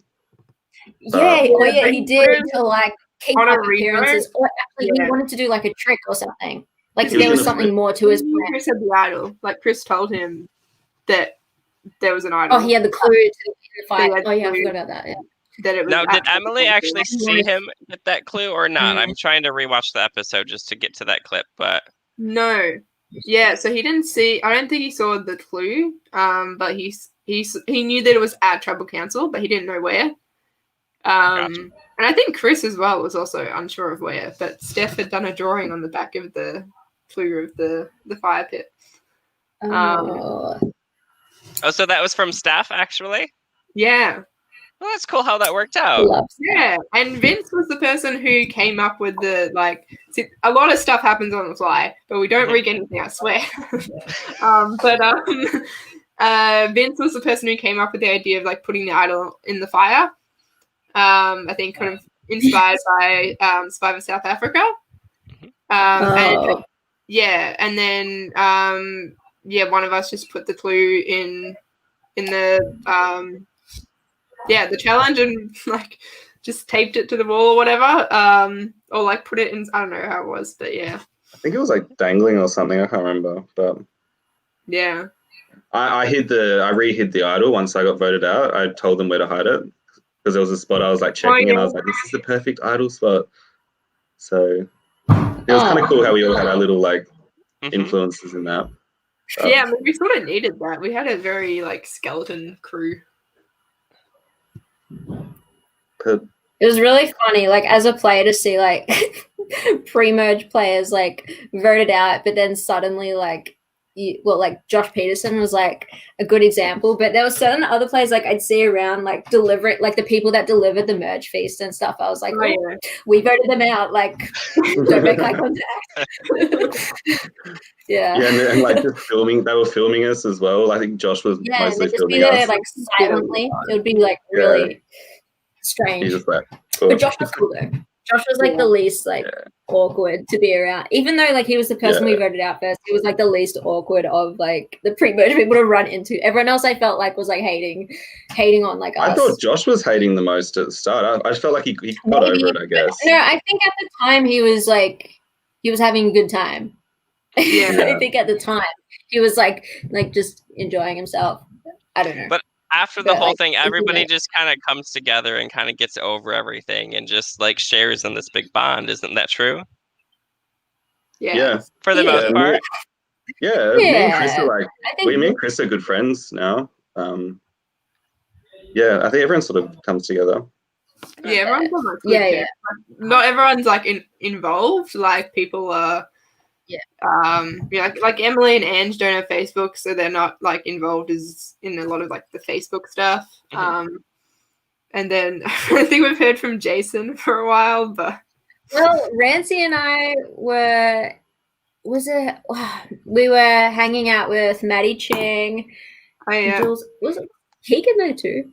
I swear, Keegan. Someone else was there, and we were walking just in like the streets of Melbourne, and we just passed Jason. It was the weirdest thing. It was like so awkward too. We'll be like, "Hey, what?" It was so wild. It was just weird. We just passed him in the street. We never see him. He never comments in any of the chats or anything, but like we saw him. He told me he's got it on permanent mute.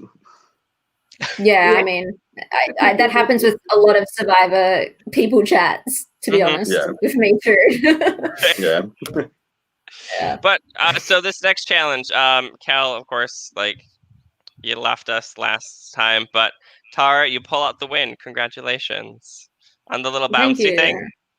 Oh yeah, I still wasn't confused like how people lost that. Like it was just so easy. Like I thought like this as soon as I saw the challenge, I was like, this could go for like hours. Like I could do this for hours, and like I'm sure some of these guys could too. Like that was generally what I was thinking. I was like, I feel like Chris would give me a run for my money because he won like the balancing one with the thing originally, and then I thought maybe like Jason would also give me a run for my money, and like those were I think those were the final. Yeah. But it just really didn't last that long. I think they were getting cocky or something. Like Jason looked like he was bouncing that ball like all around the place. Like I was like, what's he doing? I don't know. I was just surprised to win because I was like, this could, I don't know, whatever. But I didn't still, expect to win. It's a huge like concentration challenge too, and you guys are out in the woods with limited supplies. So I'm sure fatigue has set in for some people. Maybe not for others that like to pull all-nighters, but I was fine. Like I the morning sucked because they were like freezing cold. I'm really bad with the cold, and like but like sleep wise, I was like fine. Like energy wise, I was just ready to rock. But yeah. Yeah, I think there's just like a level of like adrenaline when you're playing. Like, I think I had like 2 hours sleep tops when I had that. I only did one night, but all night. Yeah, with your snore. You did not stop. Yeah, you really didn't. I'm okay with it. I don't really care. It's the best part of you. Well, yeah, you don't have to care because you were It was so funny though. Apparently your snoring wasn't so bad at Ponderosa. Sorry?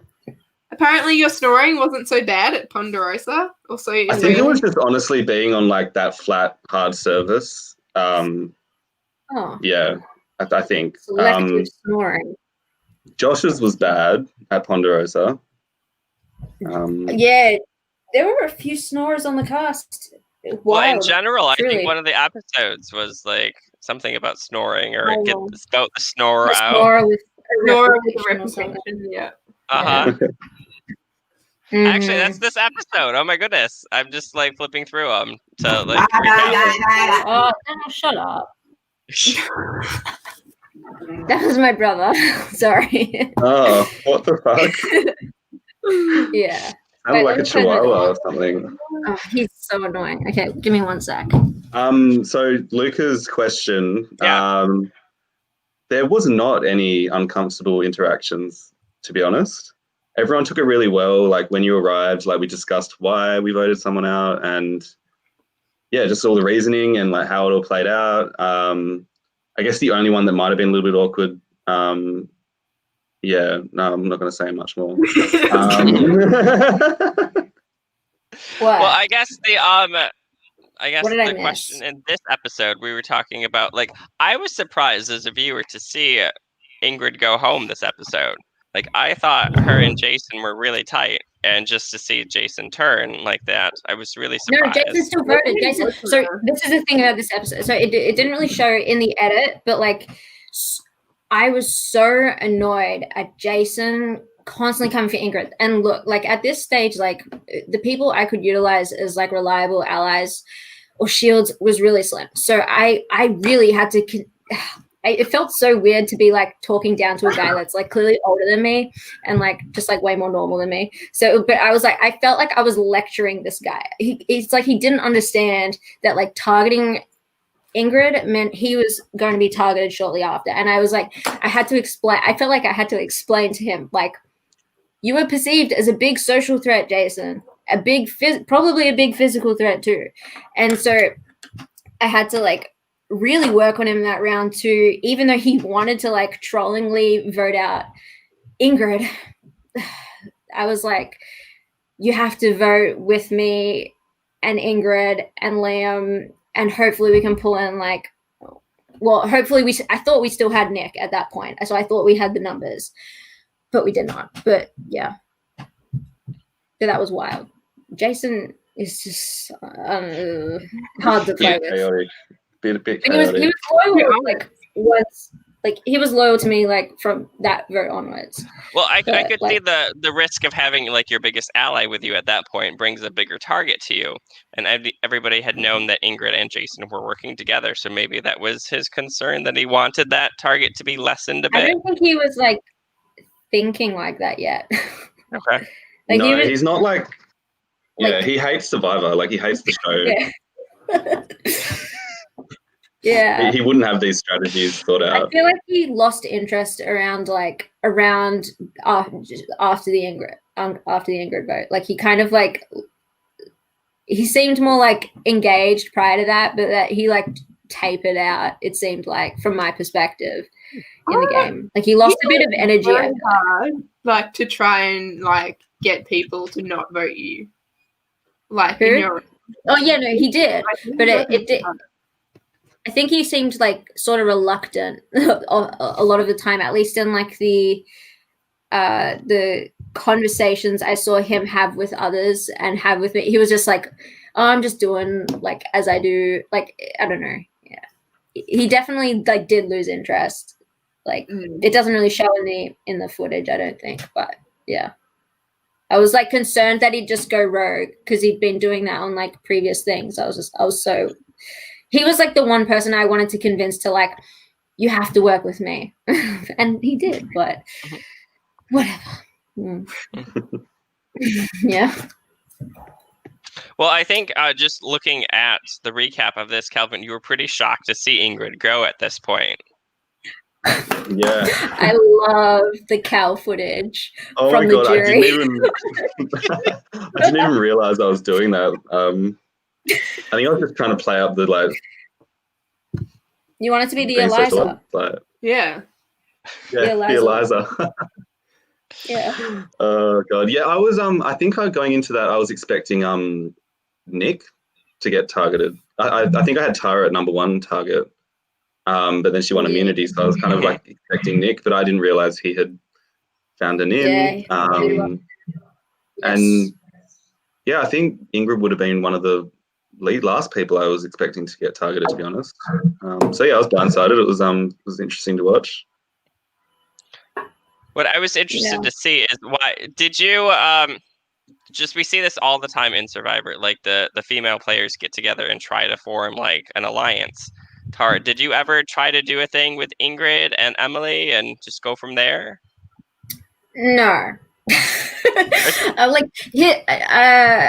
don't know. I've always been a bit about the whole idea and just Survivor of like all girls alliances. Like I'm just like, why is that even a thing? Like it's always like a thing. Like the guys are always afraid of like the girls banding together, and I'm just like, why don't we just let's just play based on like who's like worth playing with and who's not worth playing with. Like I don't care if you're a chick or not. Like I really don't. And if anything I saw Ingrid as a good like shield with and I wanted M gone so I could win more immunities, because at that point in time she was like the only other person who'd won immunity, and I was fearful that like she could win more of like those like endurance. Like she won that wall set one. I was like, oh gosh, I can't do that. So like, what if there's more of that to come? Yeah, no, I can't do that. So yeah, I did not want her around. And she was.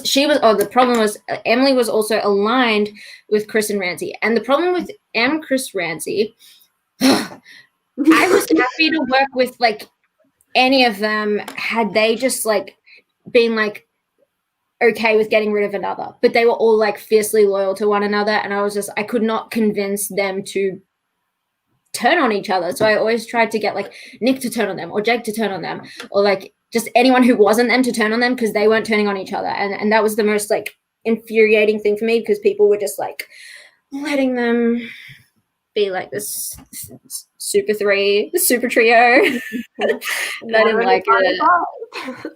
Mhm. Yeah. It worked out for them for sure. Yeah. Well, we're just at 5 right now, so I don't know anything else besides them.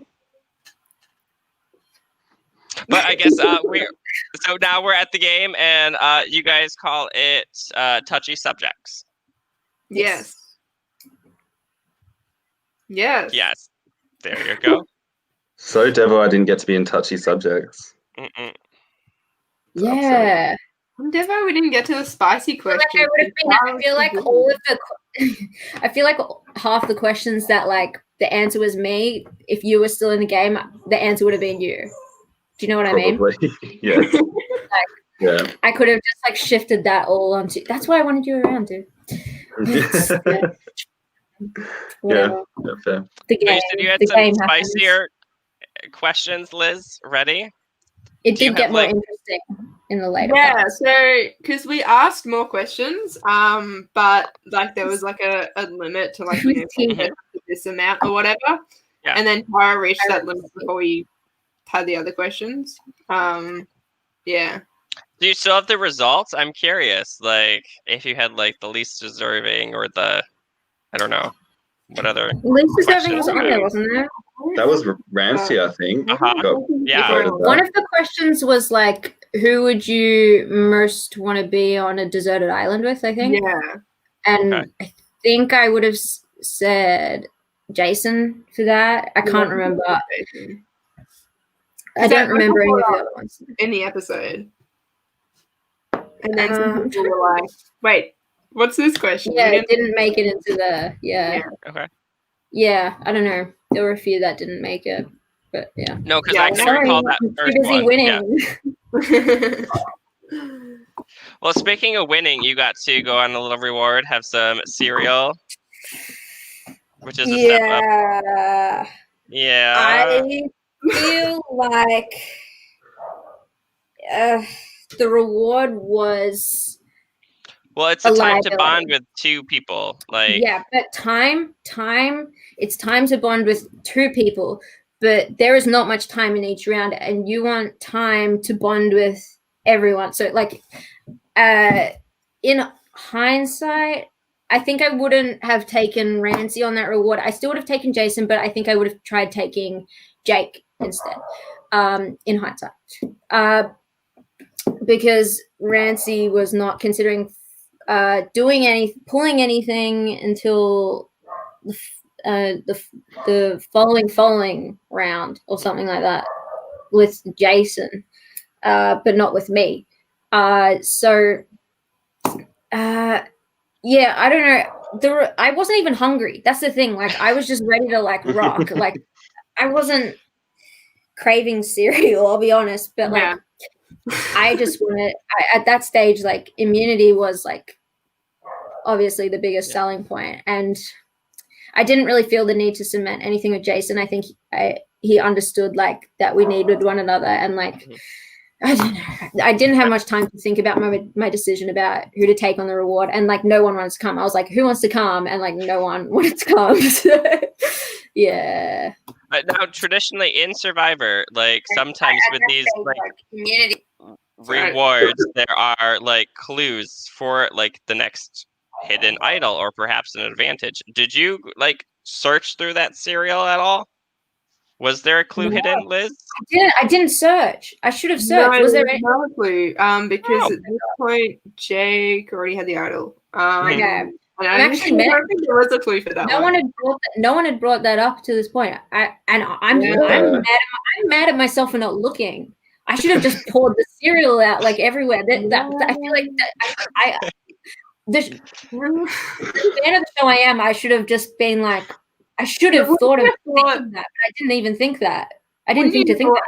A clue would already been out there. Like a clue would already be there by that point. Yeah, but it's just, I think it, like, I don't know, maybe there'll be like an extra vote or something. Actually, Rancy had the extra vote, but I'm just I'm bewildered. I'm mad at myself right now that you bring that up, that I did not even like think, I didn't even think to suspect that there could be something in the cereal boxes other than cereal. Next time, more rewards. The cereal boxes. Yeah.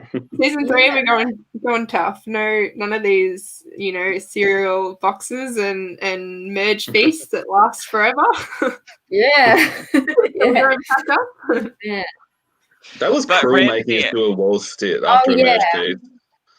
But Rancy has a comment here that you said you wanted him to use the extra vote.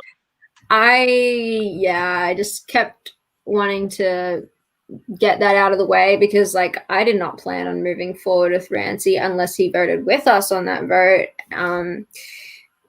which he didn't.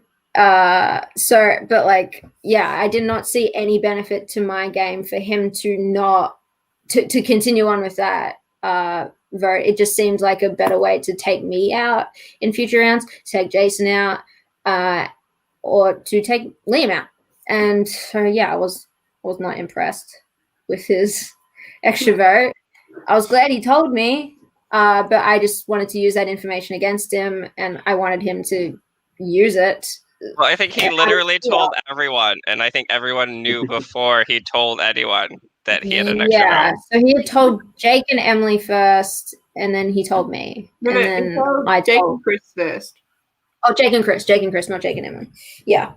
And then I just wanted everyone to turn on him. Like, he has an extra vote. Like, why can't we all come for him now? But no one wanted to come for him. So, whatever. Too late now. Well, he was the least deserving to win, so everyone was like, "Oh, we'll just bring him to the end." Right, We'll that's the selling point. That's the selling point for why you take him out if, like, you have potential of being seen as, like, a threat.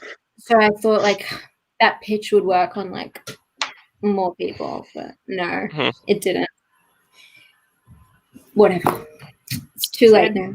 Everyone had deals with him. Yeah, I don't know. Yeah. Even at this point, like, there was, because before Ingrid went, or at the time she went, there was a final 3 of Rancy, Chris, Nick. Is that it? I think that. I think that was it. Yeah. Yeah. Yeah, I think that was one of the permutations. Yeah. Which I think we're gonna hear from some of those members Tuesday my time. I think Wednesday Australian time. Nice. But so Liam goes home. Were you shocked, Calvin, Ingrid? Like, how did jury take that vote out? Were you kind of expecting that one? No, I think we knew because Ingrid has explained all the dynamics of what probably happened at her vote out. So we knew that, we pretty much knew Liam, Tara, and Jason were on the bottom. So I think I think I expected them to target Jason over Liam probably. So I was like a little shocked in that sense, but not overly surprised at all. Kind of got a little bit predictable from once Ingrid left of those 3 going. So yeah, it was all pretty obvious. Yeah.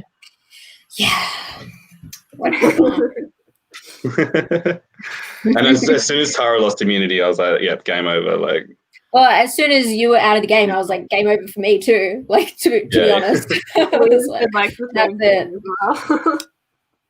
Yeah. Big rip. Do you think you would have benefited from staying at camp? Because I know Liz edited it in a way that I would have to ask Jake to know the truth because he would have been the vote that could have changed things. But him, I haven't actually asked him, but I don't believe he would have, because the opportunity was still there. Like, when you return to camp, the opportunity is still there. Like, if you want to make that strategic move, but like if it was a move that was made, it's not like a social move, it's a strategic move. So, like, I suppose I could have hung around camp more and, like, just exchanged sad platitudes and, like, being like, "Oh, I guess I'm at the bottom, like, just work with me if you want." Like, that wouldn't have made a single iota of a difference because no one's gonna buy the change in like demeanor and attitude to just like suddenly be like, "There, I'm dead." Like, do whatever you want. Like that's not believable. Might as well just play into what people sort of wouldn't be shocked at expecting. Like, just do like a fake idol kit play, right? Whatever. I'm just saying, it was something new. It's something no one's tried before. So yeah. Well, yeah, I need to work on like my execution. Like, do you ever have just like ideas and they're so phenomenal in your head, but just in reality you're just like, what am I doing? like halfway through that tribal, I just gave up. Like, I gave up on the trade. I was just like, haha, like, we all know it's just bullshit. Like, my entire like body language said like whatever. Like, that's it. I should have committed to the bit just for shits and giggles, but I was just like, nah, that's it. I will say though, like, you have such little time in between the immunity challenge and tribal that you think of these plans, and like if you were actually playing the actual game, you could ponder on them, and like I'm sure like same with my vote with when I revealed my 2 idols, like I would have done that so differently if I actually had that time. So it's not completely ridiculous what Tara did. Like, she came up with this plan and like she tried to execute it. She didn't have enough time to sort of fine tune it, and like given more time, you could probably do things. Yeah, and I think like not just like have more time to like think about your moves, but like you have more time for like people to process what you're saying with your move. Like, so I think so often you like, oh my god, shut up, Daniel. Sorry, I'm so okay. We have a huge fan. That's what it is, right? Give me like 1 second, I'll be right. Oh my god, what a crack up. Well, Calvin, any last thoughts? Like, we're pretty caught up in the episode now. Tara just got voted out. You guys are on jury. You're gonna wait till the next person. Any final thoughts about like your whole experience, how the game was for you? Yeah, it was good fun. It was awesome. It was very challenging, not what I expected. I think a lot of people were a bit shocked about like at, the difficulty the lack of resources surviving and everything like that. So it's certainly an experience. Yeah, just sleeping out and just how cold it got, and Tara's gonna belt someone up. Yeah, I did. Good. He's hanging from the rafters right now. No, I'm kidding. He's alive. Don't worry. We were just asking Calvin like some big takeaways from the whole thing. Tara, do you have any? Big takeaways. Honestly, my biggest takeaway is my camera presence. I think like I could more effectively like look at the camera when I speak. I have like this, oh my god, stop, Daniel. Oh, he's so annoying. I'm so sorry, everyone. He scares me every freaking time. Well, what the fuck was I saying? The camera presence. You wanted to be more alive in the camera. So, like, I just don't look. I look around a lot when I speak. Like, I already knew this about myself. Like, as I have a thought, my eyes drift. Like, with where that thought is in like a very abstract realm of thinking. And I think like what it does, it just detracts from just like my ability to just speak to the camera. You know, I didn't really like that. And I think I have like, I don't know. I think I need to, you know what I need to do? I need to speak more succinctly, which clearly I don't know how to do. Like, I can't solve that puzzle, but you know, whatever. I think you had like the best screen presence out of like anyone on the cast. Like, yeah, like that's why you got so much airtime. She's coming straight from the producer, so yeah. Okay, I appreciate it, but like I still feel like there's a lot of things I could have.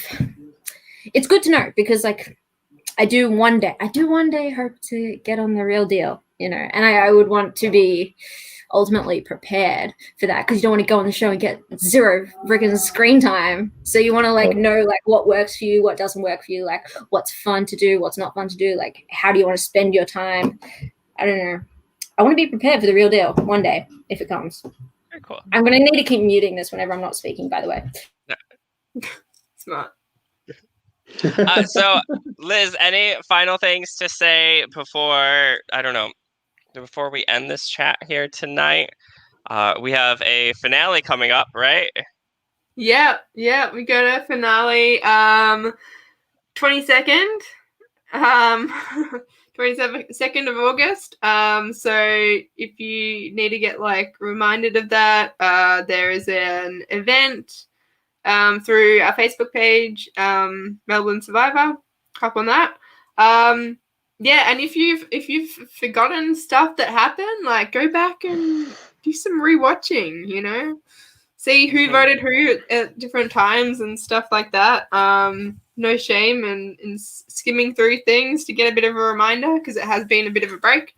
But yeah, get Very cool.